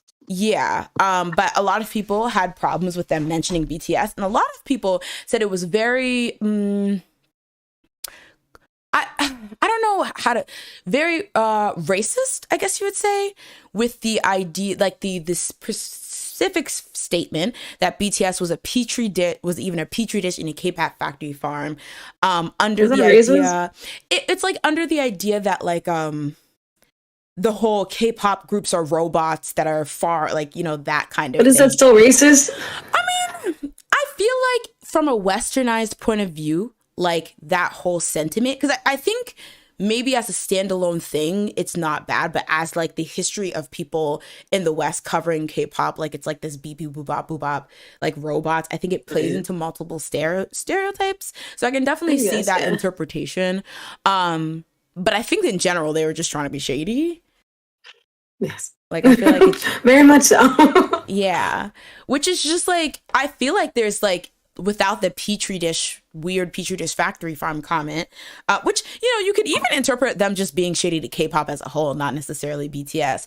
But I think in general, it was definitely like maybe like for the BTS fans or the people who only know K-pop for BTS, just know G-Dragon been there, done that, which I feel like is not that, like, yeah, it's shady, but it's not that, like, I don't know. I want to be like, oh my God, you know? Yeah. I thought it was fine. I feel like they shouldn't have put the factory part. Yeah. If they just said before BTS was even a petri dish or whatever, I think that would have been fine. But the whole K-pop factory thing sounds like, oh right, calm down. Yeah. It's because he's also part of that. So like, what are we exactly. Like what is that? BTS was formed, and so was Big Bang. Like they were literally formed on a survival show. So it's like let's not, you know, throw glass at whatever the phrase is. But I do think it was just like, for me as like as somebody who loves problematic tweets, I was like, juicy, juicy, juicy. But I could see how people were just like, this is just like a stray. Like, why are BTS randomly catching strays in this situation? Because they're popular. Yeah. I mean, I feel like they're popular. True. This is what happens when you're popular. I feel like anybody who's popular is going to catch strays. That's true. I don't know. It's a price that you pay for being at the top. That's true. I just thought it was just like as somebody who enjoys shade, this was like, but I'm like, I'm not gonna get mad at BTS fans for being upset about this because it was random. And I feel bad too in a way for VIPs because it was like, now something that should have just been like a regular praising of G-Dragon, your fave, is now caught up in this like Stan War thing. Sure. So now you have to be in the trenches trying to defend like your fave, I guess, when you could have just been celebrating that some random magazine thinks he's stylish. What's funny is I feel like if they said any other group, nobody would be upset. I'm sorry. Because it's the price of being popular. I'm so sorry. like I feel like more people would just be like, why did you pick why'd you pick Monster X or something? Like, why did you put them? Like, they're like, in fact, I feel like BTS fans in that regard would be like, why wouldn't you just put BTS? Like, imagine. Really? You're gonna put another group? BTS is the pinnacle. They're like, why don't you share BTS? But yeah, it does. It is messy. Everyone's basically just saying it. They're like, shady, but did they lie? No, y'all are gonna get me. I mean, they didn't lie. Technically, he was out here doing whatever he was doing before BTS was even a thought. But it's not a drag to them. It's not a drag to them. Like, think about it. Like, at its most, I mean, the K-pop factory thing is a drag. Yeah. But if they just said before BTS was even a petri dish thing, that's not even a drag. That's just saying before BTS existed. That's true. He was doing this. That's kind of true. Yeah. I do. Yeah. It wouldn't really be a drag. It would just be like, he's out here. Yeah. He's out here. Interesting. But yeah. I mean, okay, everyone's basically just saying, is it wrong? Yeah. I don't know. GD is part of K-pop too, so what's with the shade if he's in the industry too? You're kind of shading him too. Yeah. They should have just cut that part out. I don't know why they literally praised him and then dragged him at the same time, like without knowing. British YouTube is just messy. Like, I feel like that's the conclusion. Books Inc. says, any BTS fans in the room? I'm usually the resident army in this. Hi, I am an army. Okay, but no, I don't want to be an army. I am just a BTS fan. I'm the resident army, which is why I have to be so. I'm fighting for my life on this podcast, y'all. I'm not trying to get my army card revoked. But yeah, yeah. The preachy just, I think that's fine because all it just means was before they were conceived as a group, which is fair because just like Big Bang, BTS was put together and they had a debut, just like every K-pop group. I think the factory farm then kind of loses a lot of people. But again, I feel like this ultimately, I feel like it's like literally British GQ was on no one's side because this was just messy all around. They actually just don't like K-pop at all. They're just like, we're just going to take this time to show you that K-pop sucks or something.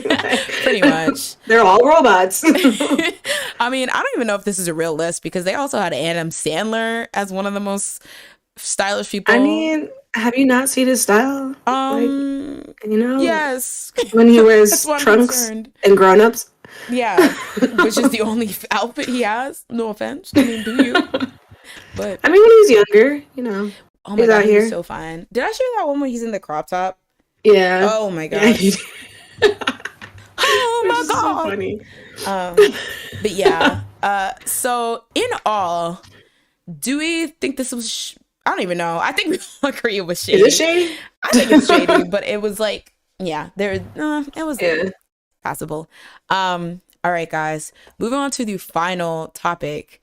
Wait. Here's some final sorry. Andre said, I'm not a hardcore stan, but I stan enough. The Petri just isn't the problem, but the factory farm is where I have an issue because it goes back to that misconception about idols. I think agreed. Yeah. But yeah, so a little bit of twablomatic tweets for y'all.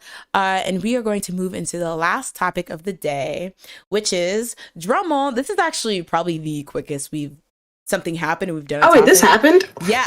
I totally didn't even see this. I didn't even see that you added this. Whoa. It literally, yeah, I just kind of tacked it on. And but yeah, wait a minute. This seems like a cop out. Sorry, one of these things. Oh. Hold on. MMA winners.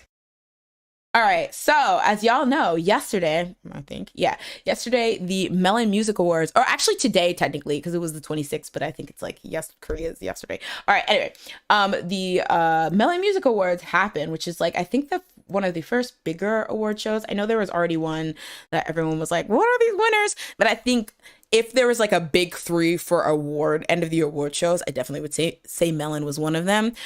Just because obviously Melon, one of the biggest like streaming sites or whatever. So it's like obviously good data, good like whatever. So we had our winners announced. So I just wanted to kind of go through the winners list and we can kind of talk about what we think about who won. Now, as you can see by the picture, the podcast daughters, the podcast nieces. What? What? No crumbs left. Unfortunately, they ate no crumbs left. But we will. Ooh, this is not. This is too closed in. But we're just basically going to go through the winners list, and we can all talk about, what we thought of the winners list. Now, did anyone actually watch it live? Because I did not. I've seen no performances, no winner speech. Literally, I just saw that it happened and that they had the list of winners. So if there's any nuances or things we're missing, let us know for those who actually watched it. But aside from that, we are just going to go through the list. And I see you're already opinionated here, Jazz. All right. I just saw more that I'm just like, what? So starting off, Artist of the Year, Daesung went to Im Young-woong. He also won Album of the Year, which I think... Question. Yeah. Oh, sorry, continue. No, continue. I'm just going to stop. I was going to say, is this the first time somebody else besides BTS has won? I think so. Should we take a look-see? Should we take a look-see? Wow. This is interesting. Melon Music. Well, here's the thing. Did Melon Music Award always have Record of the Year and Album of the Year? I feel like that's new. I don't know. Okay, let's see. Oh, wait. Okay. So Record of the Year has only existed since 2018. Okay. According so to Wikipedia. Yeah, so it's new. I'm just gonna make this smaller. And it looks like though there's been diversity in terms of who's won it, because it was 101 in 2018, BTS 2019. Oh, this is Record? This is Record. aespa. So what about Artist? For Artist of the Year. Yeah. So let's see. Oh wow, there's IU won last year. Okay, yeah. So the 2008 to 2022 were BTS. And then before that, it was EXO. And then IU won it last year. And then Im Young-woon won it. So yeah, there's a decent variety. Let's see Album of the Year, though. So, okay, similar. 2018 to 2020. BTS IU. BTS IU. I was like, listen, I'm coming for y'all. So yeah, I feel like it's decent. Like they didn't have that much of like a monopoly. But I definitely think this is interesting because this is definitely like a shifting of the guard a bit. Since we know that BTS is going on their like hiatus era a bit. But I think a lot of people expected Im Young-woon to win. And I know he's like, I feel so bad because I feel so like split from like what's actually going on in K-pop because I know he's big, but I have never listened to him. And I can't even say that he doesn't make the style of music that I would like because I haven't listened. It's not? Huh? Oh, I thought it was ballads. Is it ballads? I don't know why, but for like Guy, soloists, I just assume they're singing ballads. I don't know, especially if I don't really, if they're not from like a K-pop group, I'm just like, I think they're singing ballads, probably. That's true. And so I just don't. And I assume that too, but I'm like, let me wait because I actually do not know because I've never listened to any. Oh, he's a trot artist? Leon's saying that he's a trot artist. Oh, That's yeah, so I really interesting. want to listen to I'll try. I'll check him out. Oh, okay. I know like 3 trot songs, but but moving on, this one was pretty contentious, but none other than I've rookies, power rookies, got Song of the Year for Love Dive. Now, I know a lot of people are shooken and shaken because a lot of people were rooting for Idol Tomboy. But here's the thing. It's hard because loved both songs, definitely loved Love Dive more. I definitely like what Idol is doing this year, and I think it's cool that they're making such a strong comeback and had such an interesting song with Tomboy and Love Dive. So I could have seen either way. It kind of is like, oh well, like IVE is still so new, so it's like, should they really be winning it yet? But it's like if the stats were there, Oh my god, why do I keep getting sex bots? Gross. But yeah. But what do y'all think? Should I pull up the nominees? I just think it should have been Tomboy. Because out of taste, from my taste, I prefer Tomboy. I'm gonna be honest, I don't like Love Dive. At all? I don't listen to Love Dive. I think, is that how does that one go? How does it Narcissistic. How does the verse go? It. Dang, I forget. No, that makes me look like such a fake stan, but I haven't listened to it in a while. Of the year. Dang, I really want to play it because if I heard like the first whatever, I probably could sing it. But I think when one it of came them out, sounds like a I was gonna say Cotton Eye Joe. I think it might be the newest one. After. Oh, I love that. I really love how they use the I think I really sample. I hate how they use that. I think that sounds so jarring. And then something about it reminds me of that song Honey I'm Good. Honey I'm Good by who? Nah, honey I'm good. Oh. Something about it gives me that type of vibe, and I think that's what throws me from it. But Love Dive's not bad. It's just not 11. I think 11's still their best song. Oh, interesting. Interesting. Yeah. Which is why I'm like, I prefer Tomboy over all of this, because I'm like, Tomboy is different. It's good. Yeah, I mean, I do. I would have like I love that I've won. I love that song, and I love that for them because I love them as a group. But I wouldn't mind if Tomboy would have won. Was Hype Boy nominated? Because that's would Hype Boy be?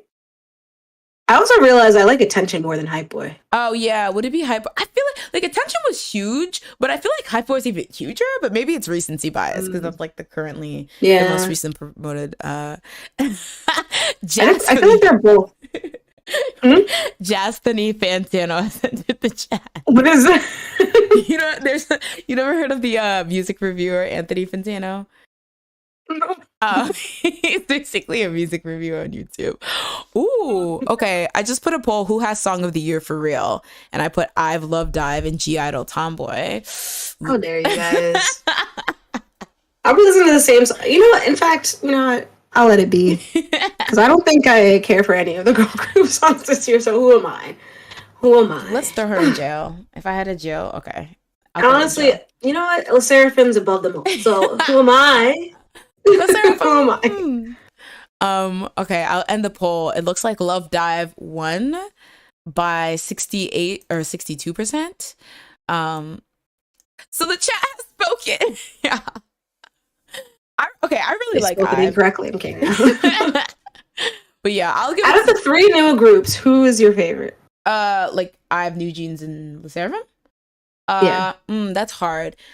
I think New Jeans, they're gonna have to show me another. I liked that whole album, but they're gonna have to show me because it's like it's easy to have one good comeback, but to have consistently good comebacks with G Idol, Yeah. I feel like it works a bit against them because I only like a few of their song like titled Oh, is G tracks. Idol in this? Wait. Oh, was it? Oh, okay. The Seraphim.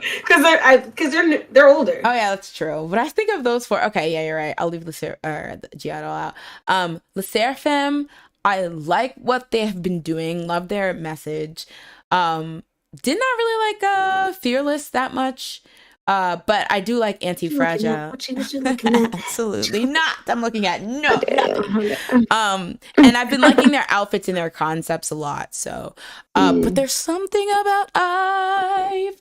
Although they don't have that many songs, so maybe I'm being kind of biased, but I don't know. There's just something about their vibe that I really, really like. Now, I would like, more focused, non-One Young focus, and I feel like that would just come with time. But I don't know. I just like their concepts and their vibe. But I will say, New Jeans, they have the chance to kind of like snatch me because I just think I think it's so cute and like it's age appropriate and it's fresh and it's trendy and it just seems really, really fun. Like, so I really like what they're going, but I like the glamorous vibe of I've. I think like usually that's like the type of like vibe I like. And you said you like Le Sserafim the best? Probably. And then New Jeans. And then I've and that's it. Yeah. I was not won me over. I'm so sorry. Like, what? I'm gonna fight you. Don't let me catch you in the street because I'm gonna fight you. No, catch me in the street so I can just say it again. I mean, they're not bad. They're probably just third. I wouldn't like be like turn this music off, but yeah, turn it off. They're probably like the only girl group out of the three that I don't try to find. That's fair. That's fair. Books says, I think Idol tries too hard to be different. You mean, what's her name? Soyeon tries too hard. She's the one doing the music. I feel like. I do think she's the one writing it though. Like, am I wrong?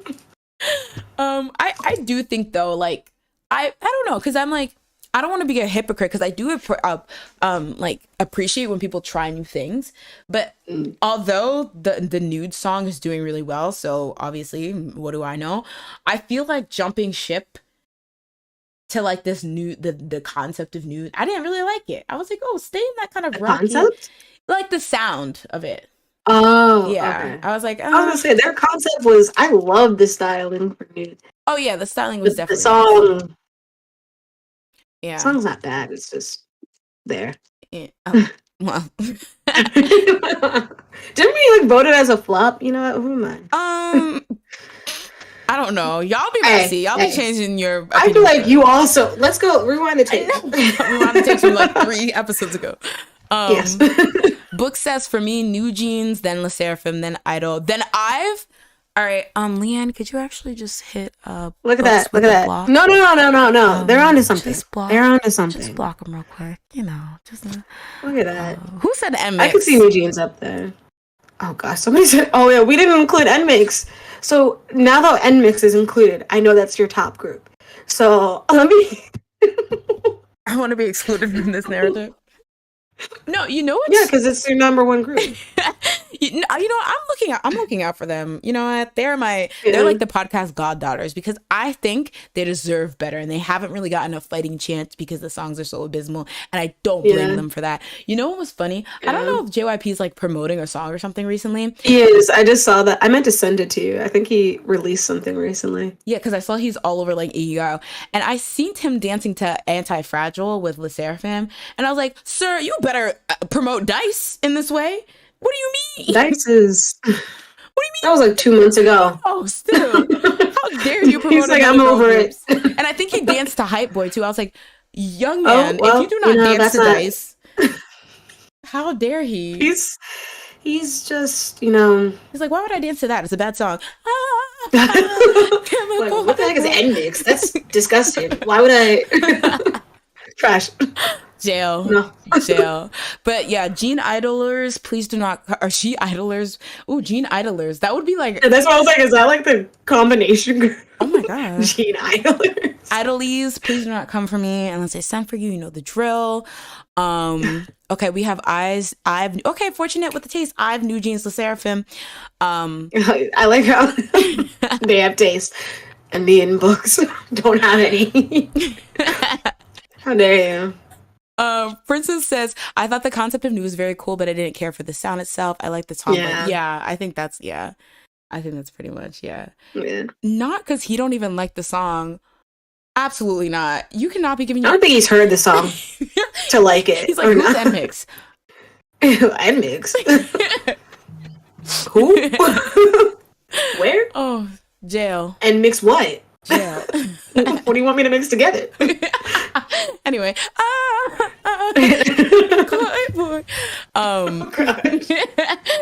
Andy says New Jeans, or I've. Okay, Andy with the taste. My shower. No. Wow. My shower scene. Now, y'all are gonna get me dragged by N mixers. Well. And then what? When I'm in N mix jail, what are y'all gonna do? I haven't given. Does that mean anything? Don't do you just leave.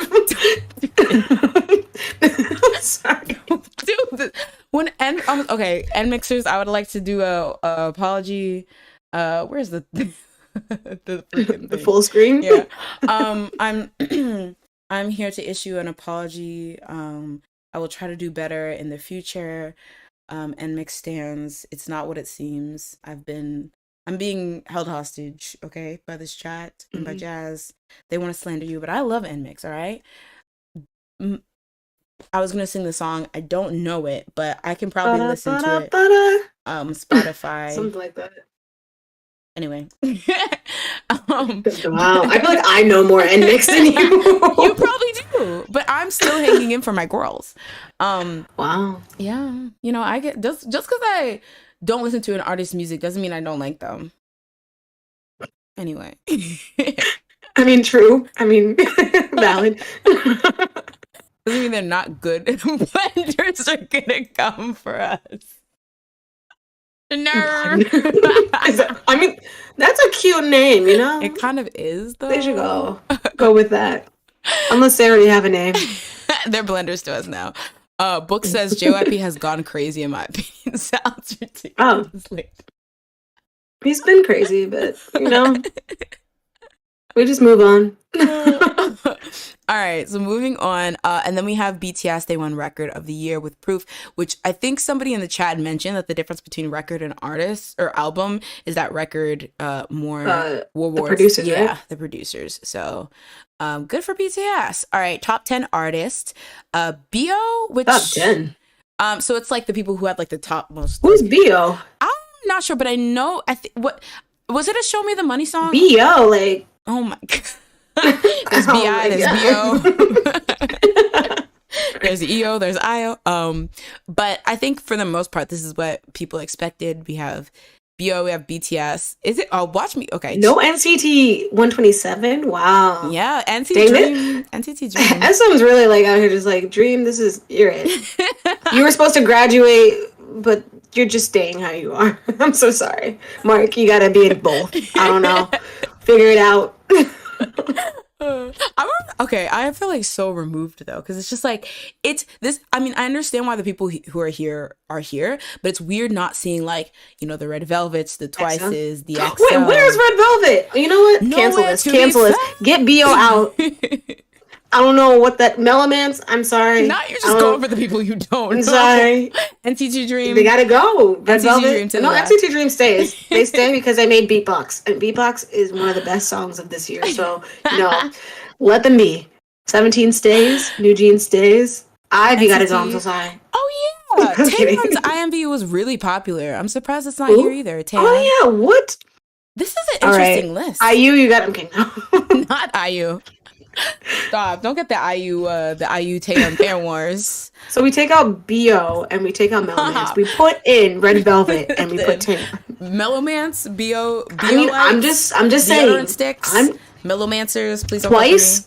You know, where's Twice? So we take out IVE, as I said before, and we put in Twice.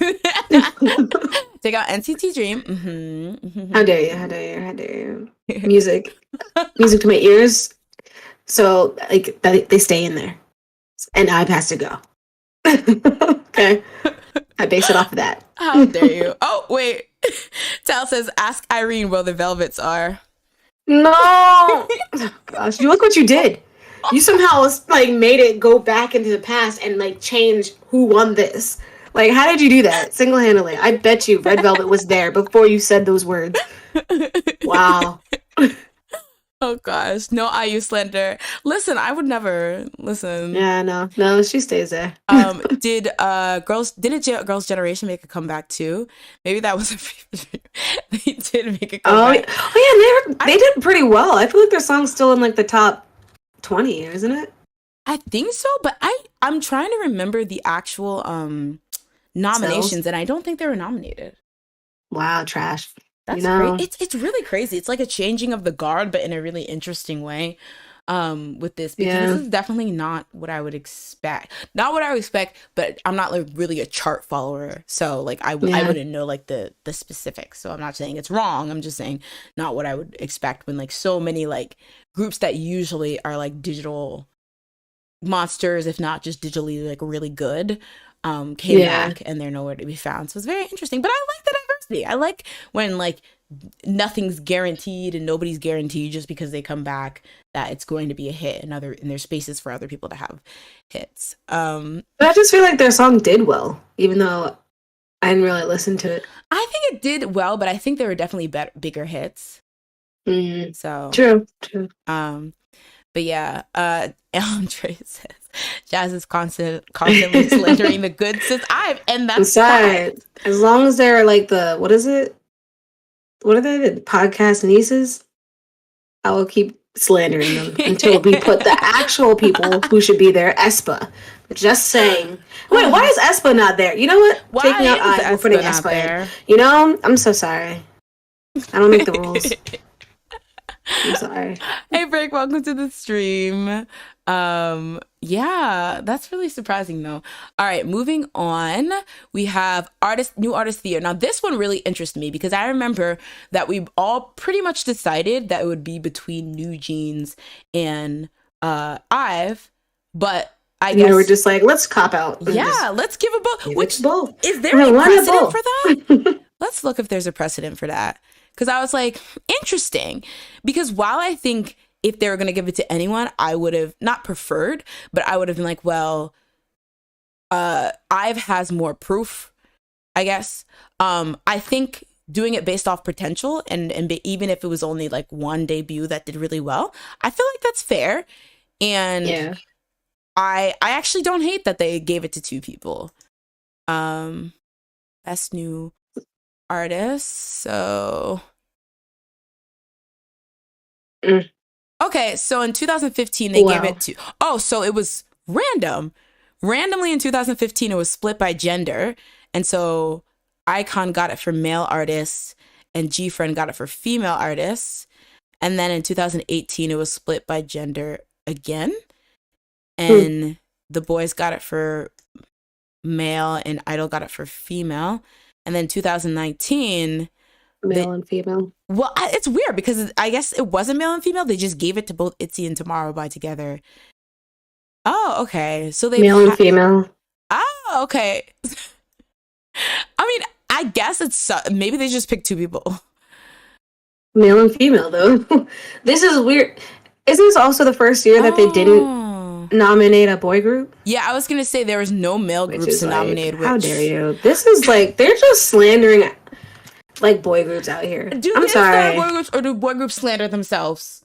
No, they're slandering. I'm sorry. It's so skewed. After like, cause we listened to a whole bunch of boy groups that other day, and I was like, wow, we're just slacking on these boy groups. There's so many boy groups out there, and we just like pick. It's just always girl groups. It's so sad. Yeah. It's so sad. I do think it's weird that sometimes they're like, oh no, this is distinctly male best new artist and female best new artist, and sometimes they're like, we're just giving it to two people. So okay, so it's not unprecedented for more than one person to win, but I guess it's interesting because in this case it was two girl groups, which makes sense because Yeah. the newer girl groups are kind of killing it. But this makes sense then. If that's the case, this 100% makes sense. And if I would have I don't know known, about that. It's like 70%. what you don't think who Because it's do you think shouldn't have been there? I'm interested. for what? For Oh no. I'm saying it makes sense that they both won, but it oh, also okay. doesn't make sense that it's both like it's Two two girl girl groups that they groups. just decided to pick. Like it's usually not that way. Do you But it's also not usually just like all girls. That's So true. I That's don't know. true. But don't you think it would have been like, for example, if, for example, it could have been Ira New Jeans, but say in this example, if I've won Best New Girl Group and then they gave it to, I don't know, Tempest or something for Best New Boy Group, but then people are like, isn't that kind of unfair that groups that performed way better than Tempest were rewarded at all? But just because No. Tempest is. Because if you split it up as boy and girl, it's like who are you to be complaining about? Because like it's not usually that it's the same gender that wins, so like That's they can't be mad. that. Who's gonna be mad? I guess that's true, but also it seems like they distinctively aren't doing female and male anymore. It's just two artists.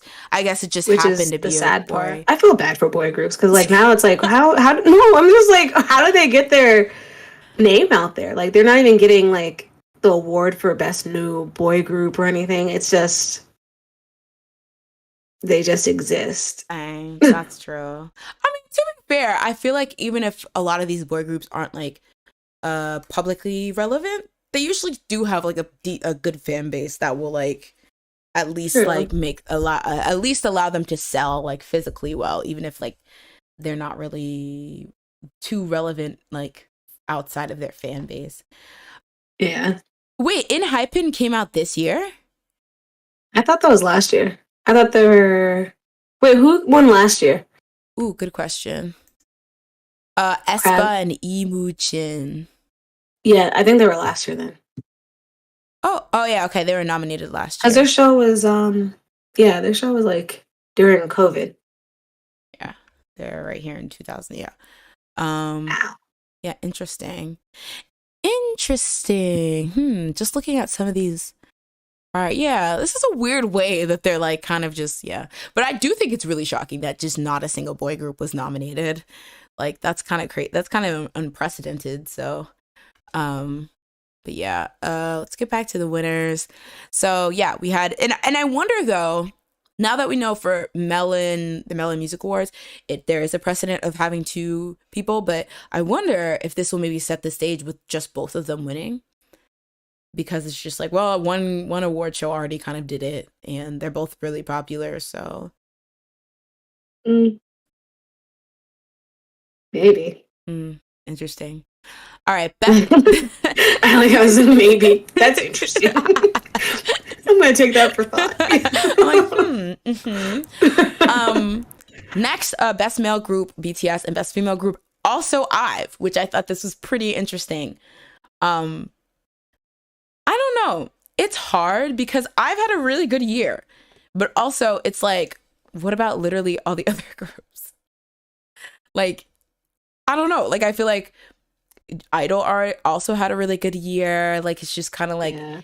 and because they're a new group, it's like kind of like, oh well, you're giving it to the new group. But I think somebody mentioned this before, and it would be kind of weird for somebody like the only girl group to win a day song, not winning female artist. Because it's like if you awarded them one of the biggest prizes to then somehow justify them not winning female artists would be kind of weird. So I think similarly, if like G Idol had won with Tomboy, they probably would have given them best female group. Sorry, I'm trying to look to see if we can find the past winners of best female group. Seems like weird though. Weird that they won, or No, like that whole thing. It's like you're guaranteed to if you win the best song or whatever it is. I mean, it does seem weird because then it's just like these are essentially the same awards. You're just giving out two linked awards. But at the same time, I could see people being like, well, how does that make sense that you're not awarding somebody who got an even bigger prize? Okay, here it is. Wait, no, this is best dance. Am I missing something? Where is it? Best rap, hip hop. Ah, hot trend, performance, OST. Where's the group? Hot trend. Where's the group awards? What is that category? They're like hot pocket, the hottest pocket. Oh, here we go. Best group. Okay, this is a fairly new award, so never mind. Who cares about this award? Oh, aespa won last year? I mean, look at that. Suddenly. The younger nieces falling out after the older nieces. Look at that. This award kind of eats. Well, BTS is just both. Andre said, watch I've Sweep the Mama. It's just gonna be pissed. And then that's why I'm not watching. I'm kidding. You're like preemptively. I mean, I'm not gonna be pissed, because they deserve it. Because they've been on top of the charts, so I can't complain. It's whatever.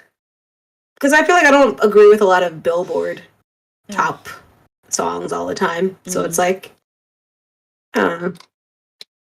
Yeah. Do you? You're like, I don't care. You got there, you win it. It's whatever. I just won't still listen. It's fine. That's me. It's a me problem.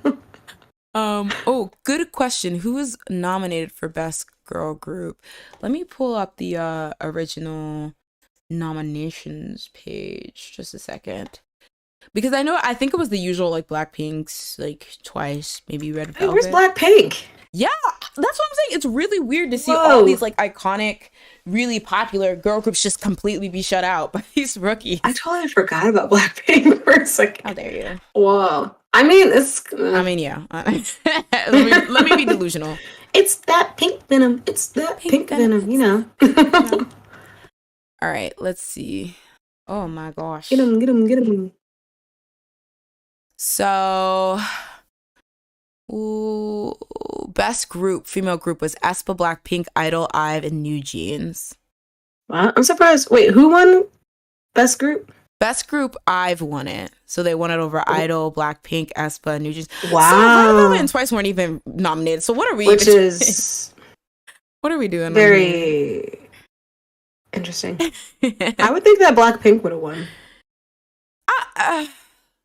I honestly, I don't know if I said that last time. As a Blink, now in my head, I'm like, yeah. As a Blink, I feel like the thing is, Blackpink is so big. Anything they do, that when they come back is like talked about. But I think if we're just thinking who had like the better year individually, I feel like it was Idol. I feel like Idol. BTS always won. And sometimes their songs.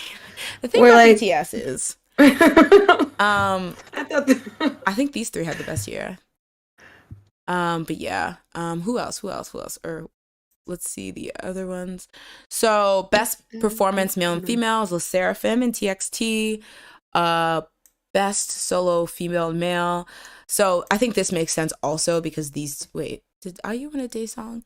No, she didn't. Oh, okay. But she was in the top 10 artists, so I feel like it makes sense that she won a female artist, and obviously Im Young-woon, he won 2 day songs. So, day songs. Music, but here we got a little redemption for Tomboy. They won music video of the year. And stage of the year went to. No. Do you think that this was a consolation prize? Yes. What is that? Music video? What is this? MTV? No. You're a charting system. How are you giving me a music video? You don't watch music videos. But it was a music video.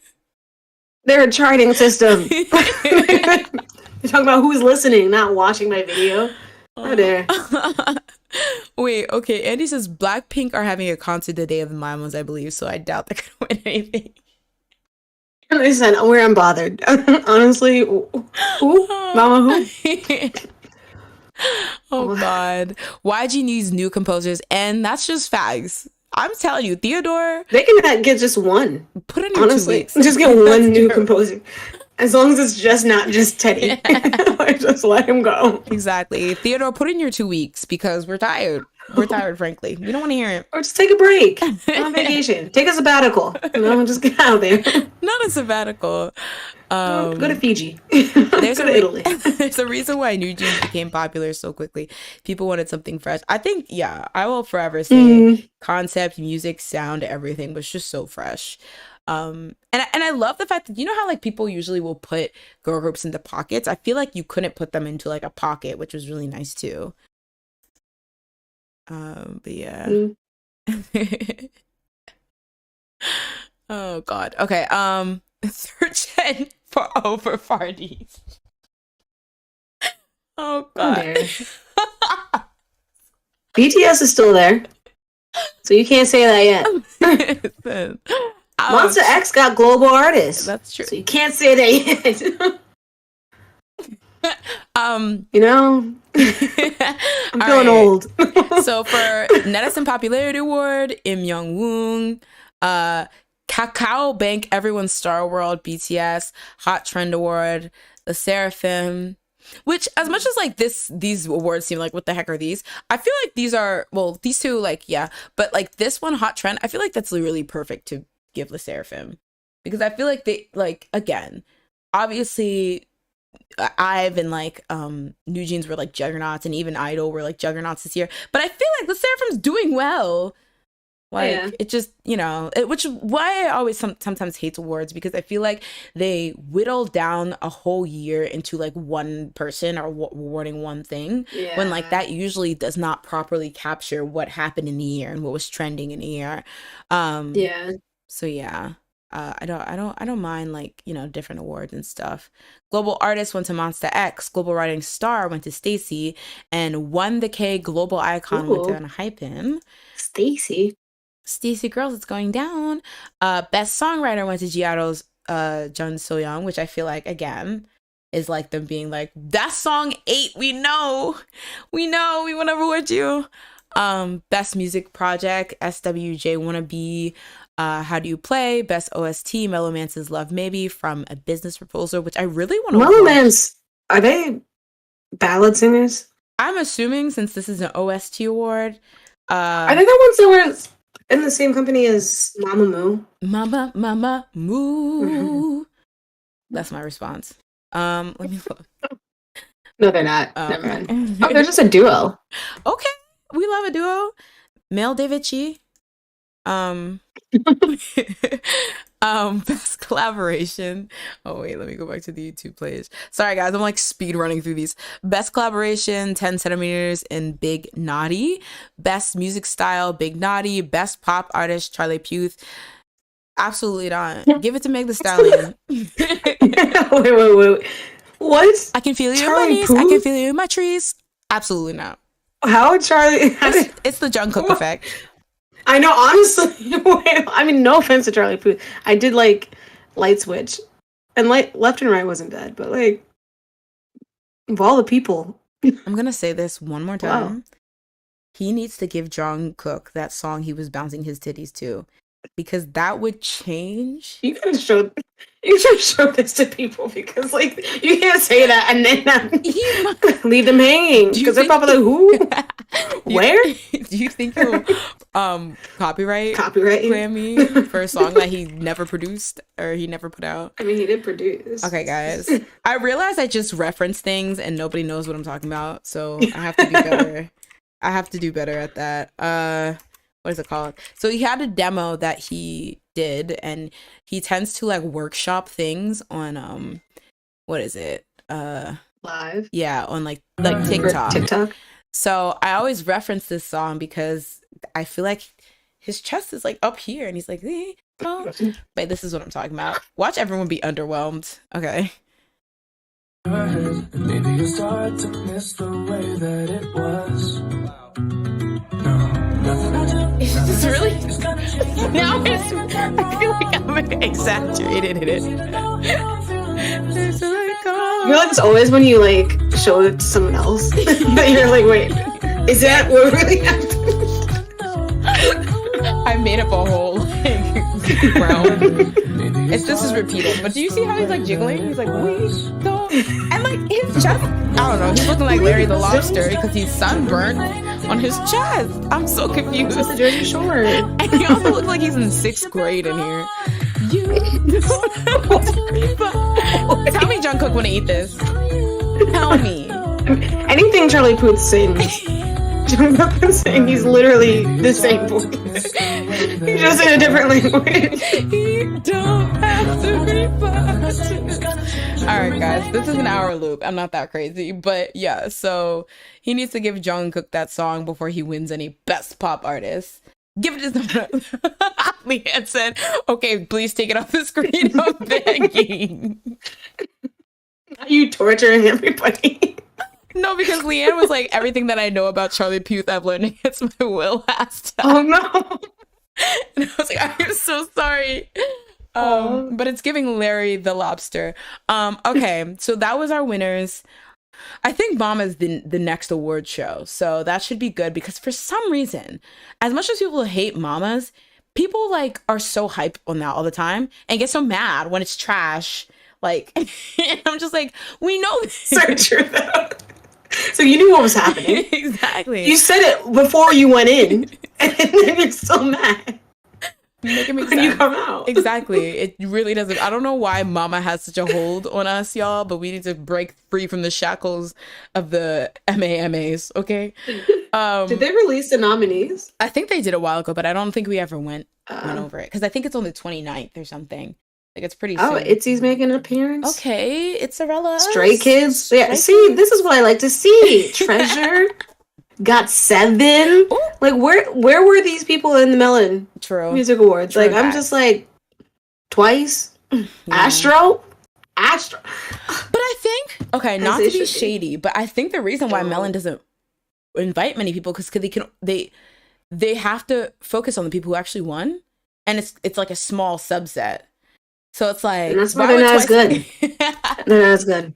I need to see everybody, like everybody that made this year, not just everybody that was the top. That's fair. That's fair. That's really fair. All right, y'all. Moving on to the. Sorry, I literally don't have any. Something. Yeah.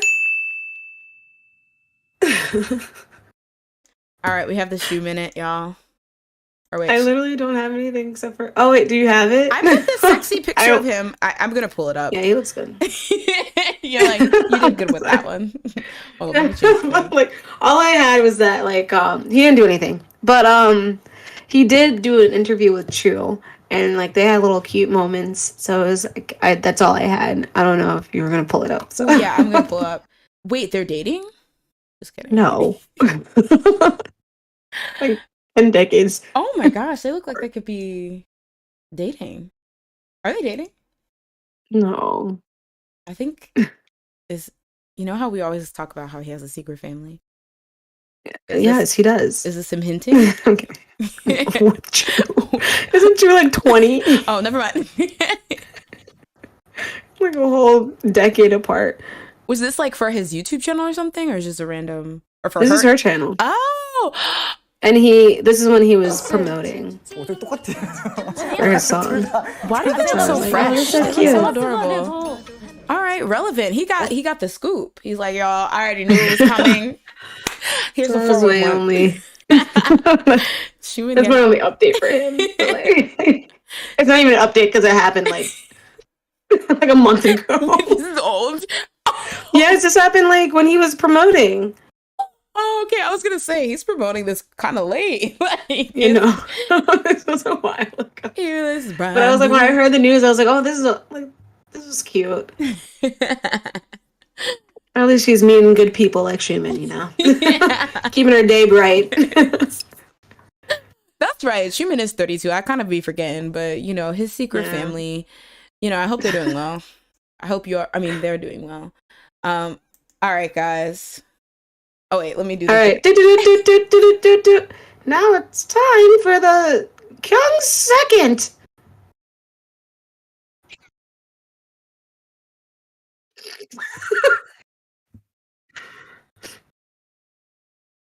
It's not happening, I guess. I don't even know how to picture it.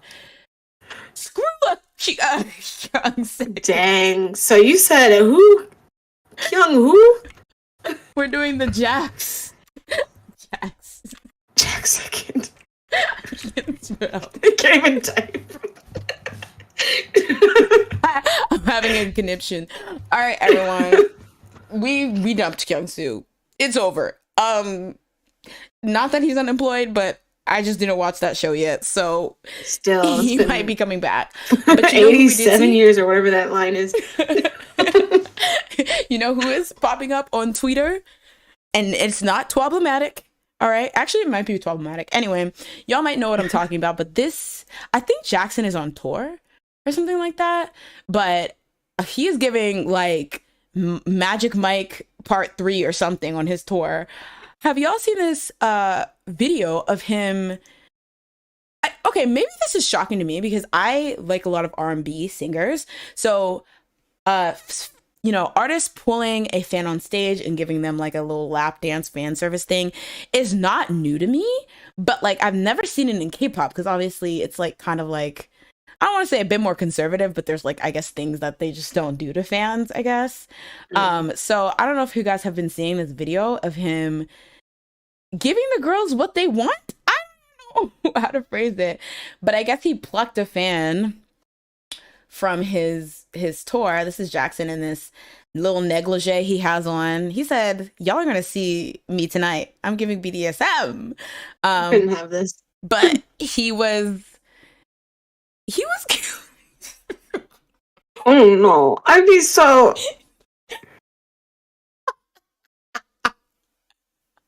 the thing is, as great as I'd be in this confusion. Like, how do you even get up there? I'd be like, excuse me, sir, put on a mask. Okay, COVID is still alive and well. You think just because you're famous? Like, I'm helping you out. Help me out. Put on a mask. Okay. As you sing. This part, like, killed me because she's, like, literally shaking at one point when he does this. And I'm like, somebody get that girl an ambulance because she is shook. But yeah. It's just, like, on her. Exactly. I couldn't. I don't know what I would do. I think I would black out. Not like pass out, but I wouldn't remember what happened. Like people would have to tell me what happened. The thing is, I think it's always said it's pretty short. I'm gonna mute it because I don't know if his music's copyright. Well, whatever. Susan, kick rocks. Yeah, it's a fan book that he to dance on. I really don't even know what this is. Remember that? He like pushed her down. Like, come here. Said, do the choreography. You should have been there for practice. Wait, what? Oh my god. What? Somebody said, I remember GD's solo concert years ago. He had a background dancer tied to the bed while he was rapping. I remember that too. What is I don't want to listen to Heartbreaker again. But yeah. He's like, you will do the dance. That's the last thing I do. Wheel her on. Like, no. Tied her to the bed. So yeah. This was Exorcist. He's like, I remember giving the name. But yeah, it's going on here today. But yeah, so Jackson, he gets to be the podcast boyfriend because that was immaculate fan service. The thing is, this is so funny. Like, I feel like you get this type of stuff, but when I was getting Jackson stuff on TikTok recently, it's been like innocent stuff, like him talking to Eric Nam on a podcast, like him just like making like jokes and like talking about like, oh, like being serious and talking about like when I go home, like it's kind of sad because it's just me. Aww. And I leave the light on. I was like, oh, that's so sweet. And then you get this Jackson, not me exposing he's myself. Just like come on stage so I can push you onto the stairs. Exactly. I think he was bullying her. He just pushed her around and she was like, oh no. But like, honestly, I will say, I would hate this. Yeah, honestly, I really hate that. I would black out. I'm telling you. Like if somebody, like yeah, would it be okay? Shumin, obviously. I black out. I don't know what would happen, but it would just be like me, like I don't know. Maybe I'm like standing there in shock, like I don't know. Exactly. Like, have you seen Community? Like the show. Mm-hmm. Oh, that. And like there's the one there's like a like, scene where Troy, yeah, he's like, I did, like I just wanted a picture. You can't disappoint a picture, and I'm like, that's me. You can't disappoint a picture. Imagine she went up there and Jackson was like, nah, but then his breath stunk. I'd like, oh no. First of all, I'd be like, I'm taking note of this, and now I won't black out, so I can tell people I'm gonna remember this. His breath stank. It smelled like fish. Tell me why. He snapped me right out of it, like this. I was in shock, and then I wasn't. I was in shock in a different way. You're like, the illusion's over. You stinky. Or like he's grinding on you, and he's like, like he farts, and then you're like, oh no. I think I'd laugh, honestly. I think I would laugh. I'm like, oh no. I'm like, he just farted right into his mic. But you couldn't do that because his breath also stinks. So if you try to get close to his mic, you'll get knocked out. Well, I do it. I take one for the team. Like, people gotta know right now, right here. He just farted. Run. Everyone starts running out in droves. They're like, oh no. It fills up. We can smell it. It's too late. People passing out. Yeah. It's so dramatic. So dramatic. The stink cloud fills up the whole entire room and lifts everyone up to heaven. There's a SpongeBob. I'm like, hi, Miss. What did they say? When he's talking to the people at the band. Wait, when they he's like, hi, Mr. Band. Hi, Mr. Like, remember when, like, the stink cloud was getting bigger when his breath stank? People out. What? It knocked them out, like when it like. Yeah. Oh my god. Oh my god. Royally Princess. I feel like you're trying to hurt me. Wasn't there a rumor that Rain's breath stuck? Dang. Well. That was the haters. Those the haters. Sucks. Oh god. My fave could never. She brushes his teeth. I know. You brush it before. You brush At least it for I him. pray. I hope so. I pray he doesn't. Oh gosh. Brush his teeth for it. What kind of parasocial? Oh god. Like to extreme. Oh god. Okay, what kind of tangent is this? That's so true. All right. Too much. So that's it for the Jack second. That sounds kind of dirty. It sounds kind of what? Jack second. Dirty. Oh, God. Jack second. I'm so sorry. Well, if it's the theme for tonight. All right, true. Guys. For our last segment, it's time for Open Bar. What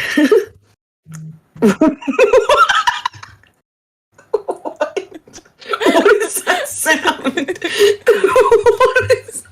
What was that supposed to be? The thing is, I forgot to add my mic to that scene, so they didn't even hear it. They start again. This is what happened last time. No, even the last time too. Let me add the image here. Hold on. Okay, there we go. Hey yo, hey yo, oh! Welcome to the Open Bar. What's that the sound? What is that? Welcome to the Open Bar. No, my makeup.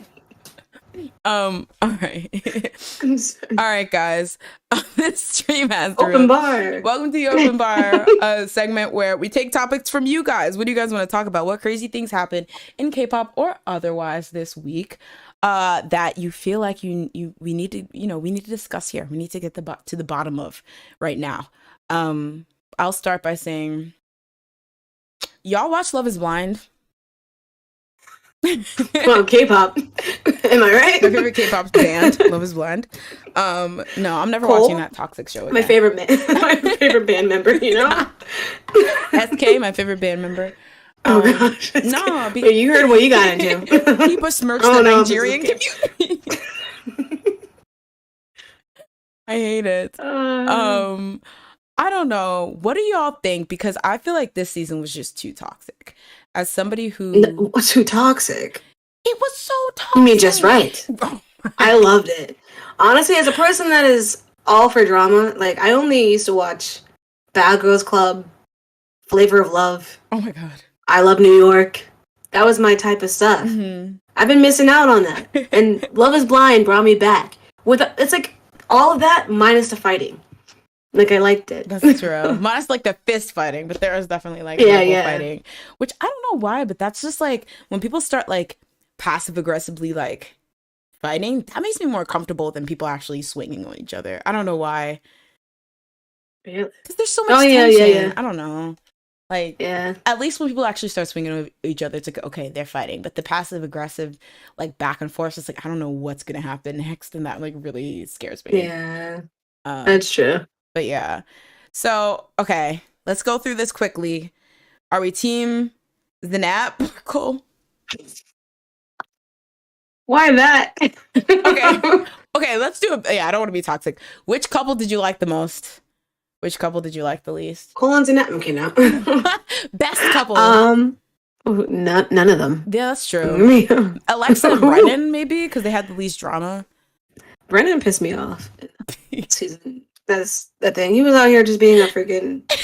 I don't know. I don't like people that just like say things because their significant other feels some type of way, and that's what it was giving me. Like he had no opinion of his own. A yes man, because Alexa it was just like, yeah, I don't like that.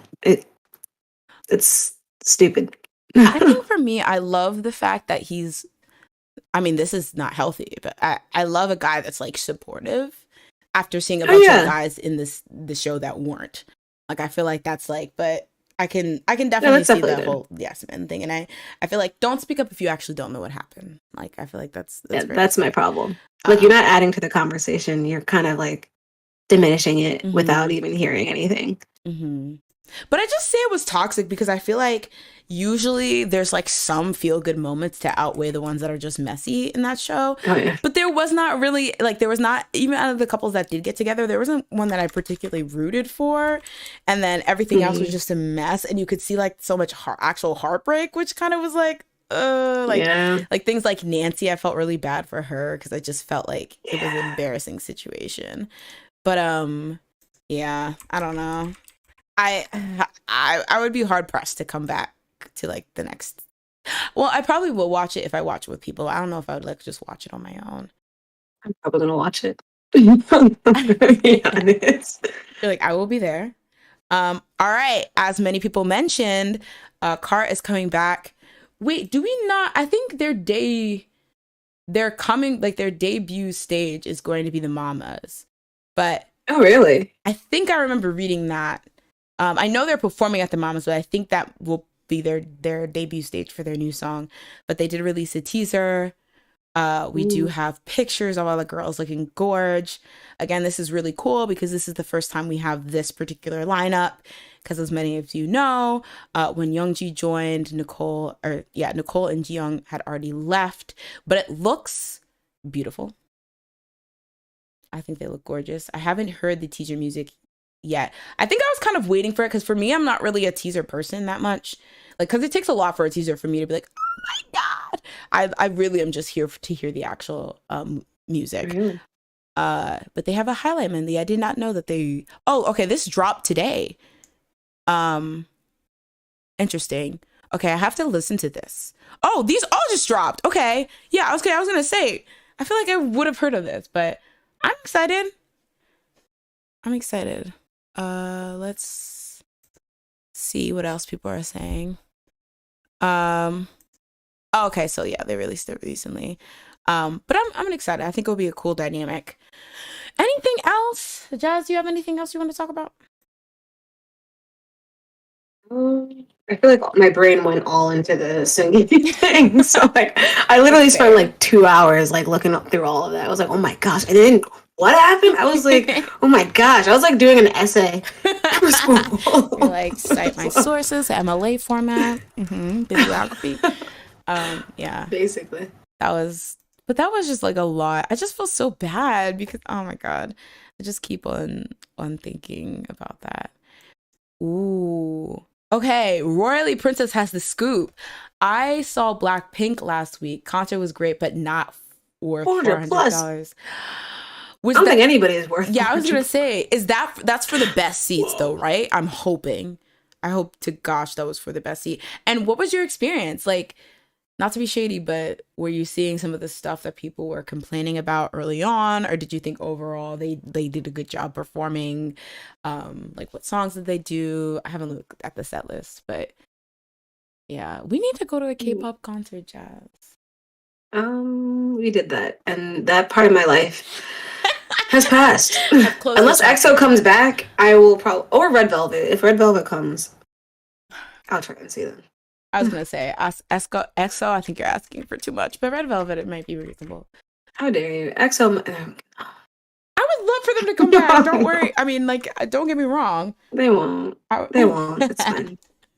Never gonna happen. Never gonna happen. Nope. It was for a seated ticket. My seat was close to the stage, though. Okay. Yeah, that's good because I would want a seated one as opposed to general admission. I think that's what it's called. But yeah, but you're paying just a stand next to people. Exactly, and you have to like get there early so you get a good spot. Yeah, that's a scam. Yeah, I would love to go to Blackpink, but I feel like it's too costly, and I feel like the place I would have gone already passed. So. Yeah, but I do want to go to a K-pop concert. I was so upset when I did not get tickets to the TXT concert. That literally shot my concert. I will say you've turned me on to that one song. Good Boy Gone Bad. I already Good forgot. Boy Bad Girl. Yeah. Like when I was listening to it, I was like, "This is about to they're about to fill the hole that VIX left." Because I feel like it's very dark, like VIX was, and I love VIX. Mm-hmm. I miss VIX. I was like listening to them again after I listened to that song. I was like, "Oh, yeah, this is what I need." Yes, Moa. See, I'm recruiting out here. Don't say I didn't do anything for you. Royally Princess also says they performed really well. The Born Pink experience was great, but the concert was barely 2 hours. They could have added a few more songs for sure. Mess. Are you sure? I'm sorry. Well, they could do special stages. You could have added more special stages, like a remix or something like that. But yeah, that's kind of. I mean, yeah, because they don't have that big of a discography. But I feel like they have enough to do 2 hours, though. Yeah, that's crazy. They probably were like, we're already doing our best with what we got. Like, you've seen the videos. You want us to do more? No, we get tired. So, but I'm glad you had a good time. You know what we should have gone to? We should have gone to 17 when they came. Ooh, that's another like group I would probably see. Like, so I could like 17. I can die. I know their songs. I was like, do you not know any of their songs anymore? Which I could front down day, whatever. Remember when Vernon used to say front in every front in in every. He used to use that way too much, and I was like, "Sir, the '90s have sailed. I don't even think you were born yet." Okay. He was like, "That's all I know. That's all the rap that I know." Sorry. Did you guys hear Camila Cabello ex Jisoo? Wait, Havana Unana. Like Jisoo's from Blackpink. For some reason, I was confusing it with Jisung. I was like, from NCT Dream? How'd that happen? Oh, she covered. In her concert. At her concert, she covered a Camila Cabello song. Oh wait, wait, I'm confused. Oh, they performed it together. What? Oh, okay. Hold on. Havana Unana. Interesting. What is she wearing? I know. She looks what is on her like face? Ariana Grande. I'm so sorry, but that hair is a no. It makes her look like she's wearing an Ariana Grande wig. Yeah, it looks like somebody photoshopped on her head. That's so really strange. Like, what is that? No. Oh. And then she's got why is there a snake on her face? I think it's fashion. Is it like Venom? Oh, that'd be really cute. Pink Venom. I wish I could scroll it in. She's like the only one that has something on her face. Maybe she. Oh wait, she's wearing black. She looks like a big fan that just got onto the stage to sing with them. I was gonna say, because like, why is she wearing all Blackpink? Yeah, I was gonna say she's wearing like black. Oh, okay, so I think it's definitely like an ode to Blackpink, because it's Blackpink merch and then, or not merch, but Blackpink all over, or Born Pink, and then this thing. That's kind of cute though. It's a. I'm so sorry. It looks cheesy. Thank you, eat her up. I'm sorry. Like she should have just came dressed nice. Sorry. Did we have this conversation? This just looks like a fan that just got on stage and started singing. That's what it looks like. It looks like an Ariana Grande impersonator that got on stage and started singing. Just kidding. Listen, but I think that's cute. Like for her to be performing her style and then her to actually come out. That's so adorable. Jisoo did a cover of Camilla's song because she doesn't have a solo yet, and Camilla's joined her on stage in LA for day one. That's precious. That's really cute, though. I love. Oh, Selena was with them too. Selena Gomez. I'm assuming. That's cute. Hold on, let me find it. Havana, una, nah. She should have done Havana. Ooh, Lisa with Normani. That'd be nice. Oh my god! If Normani actually does stuff, I'm sorry. I feel like she comes out with a new song out of nowhere every years, and she's like, "Okay, I'm done with that now." Listen, we could go on about like the management of Normani's career, but y'all have 3 hours. It's just so sad. And she had so much potential. Yeah. Selena. But you better keep an eye out for Selena. Oh wait, where is the photos? I just clicked on something. I'm like, oh, photos of Selena and Blackpink chilling, and then it's like no photos in the article. What's going on? Okay, they refused to show these photos, but I'll take your word for it that they were chilling. That's cute. That's cute. I actually love Selena Gomez's brand, Rare Beauty. One of my favorite makeup brands. So a little bit of free promo for you, Selena. You're welcome. All right. So I think it's about that time. And as usual, you guys don't gotta go home, but you gotta get the heck out of her. Jazz, do you have any last words for the people? Anything you want to promote? Any bouts of wisdom and knowledge you wanted to leave our crew with? I'm not smart, so I don't have any wisdom. I'm like, yeah. So don't listen to me. Well, do you want to promote anything that the interview? You don't want to promote the Xiumin interview? Even though it's like, no, you can watch that or just listen to his whole album. Just support him in any way that you can. True. Same. I will say same thing. What she said. Actually, you know what? Don't support him. We hate Xiumin. How dare you? How dare you? You don't have to take it back. Just add something else on top of it. There. As usual, guys, I want to thank everyone for hanging out tonight. Love hanging out with you guys. Love spilling tea. Love talking about all the messiness.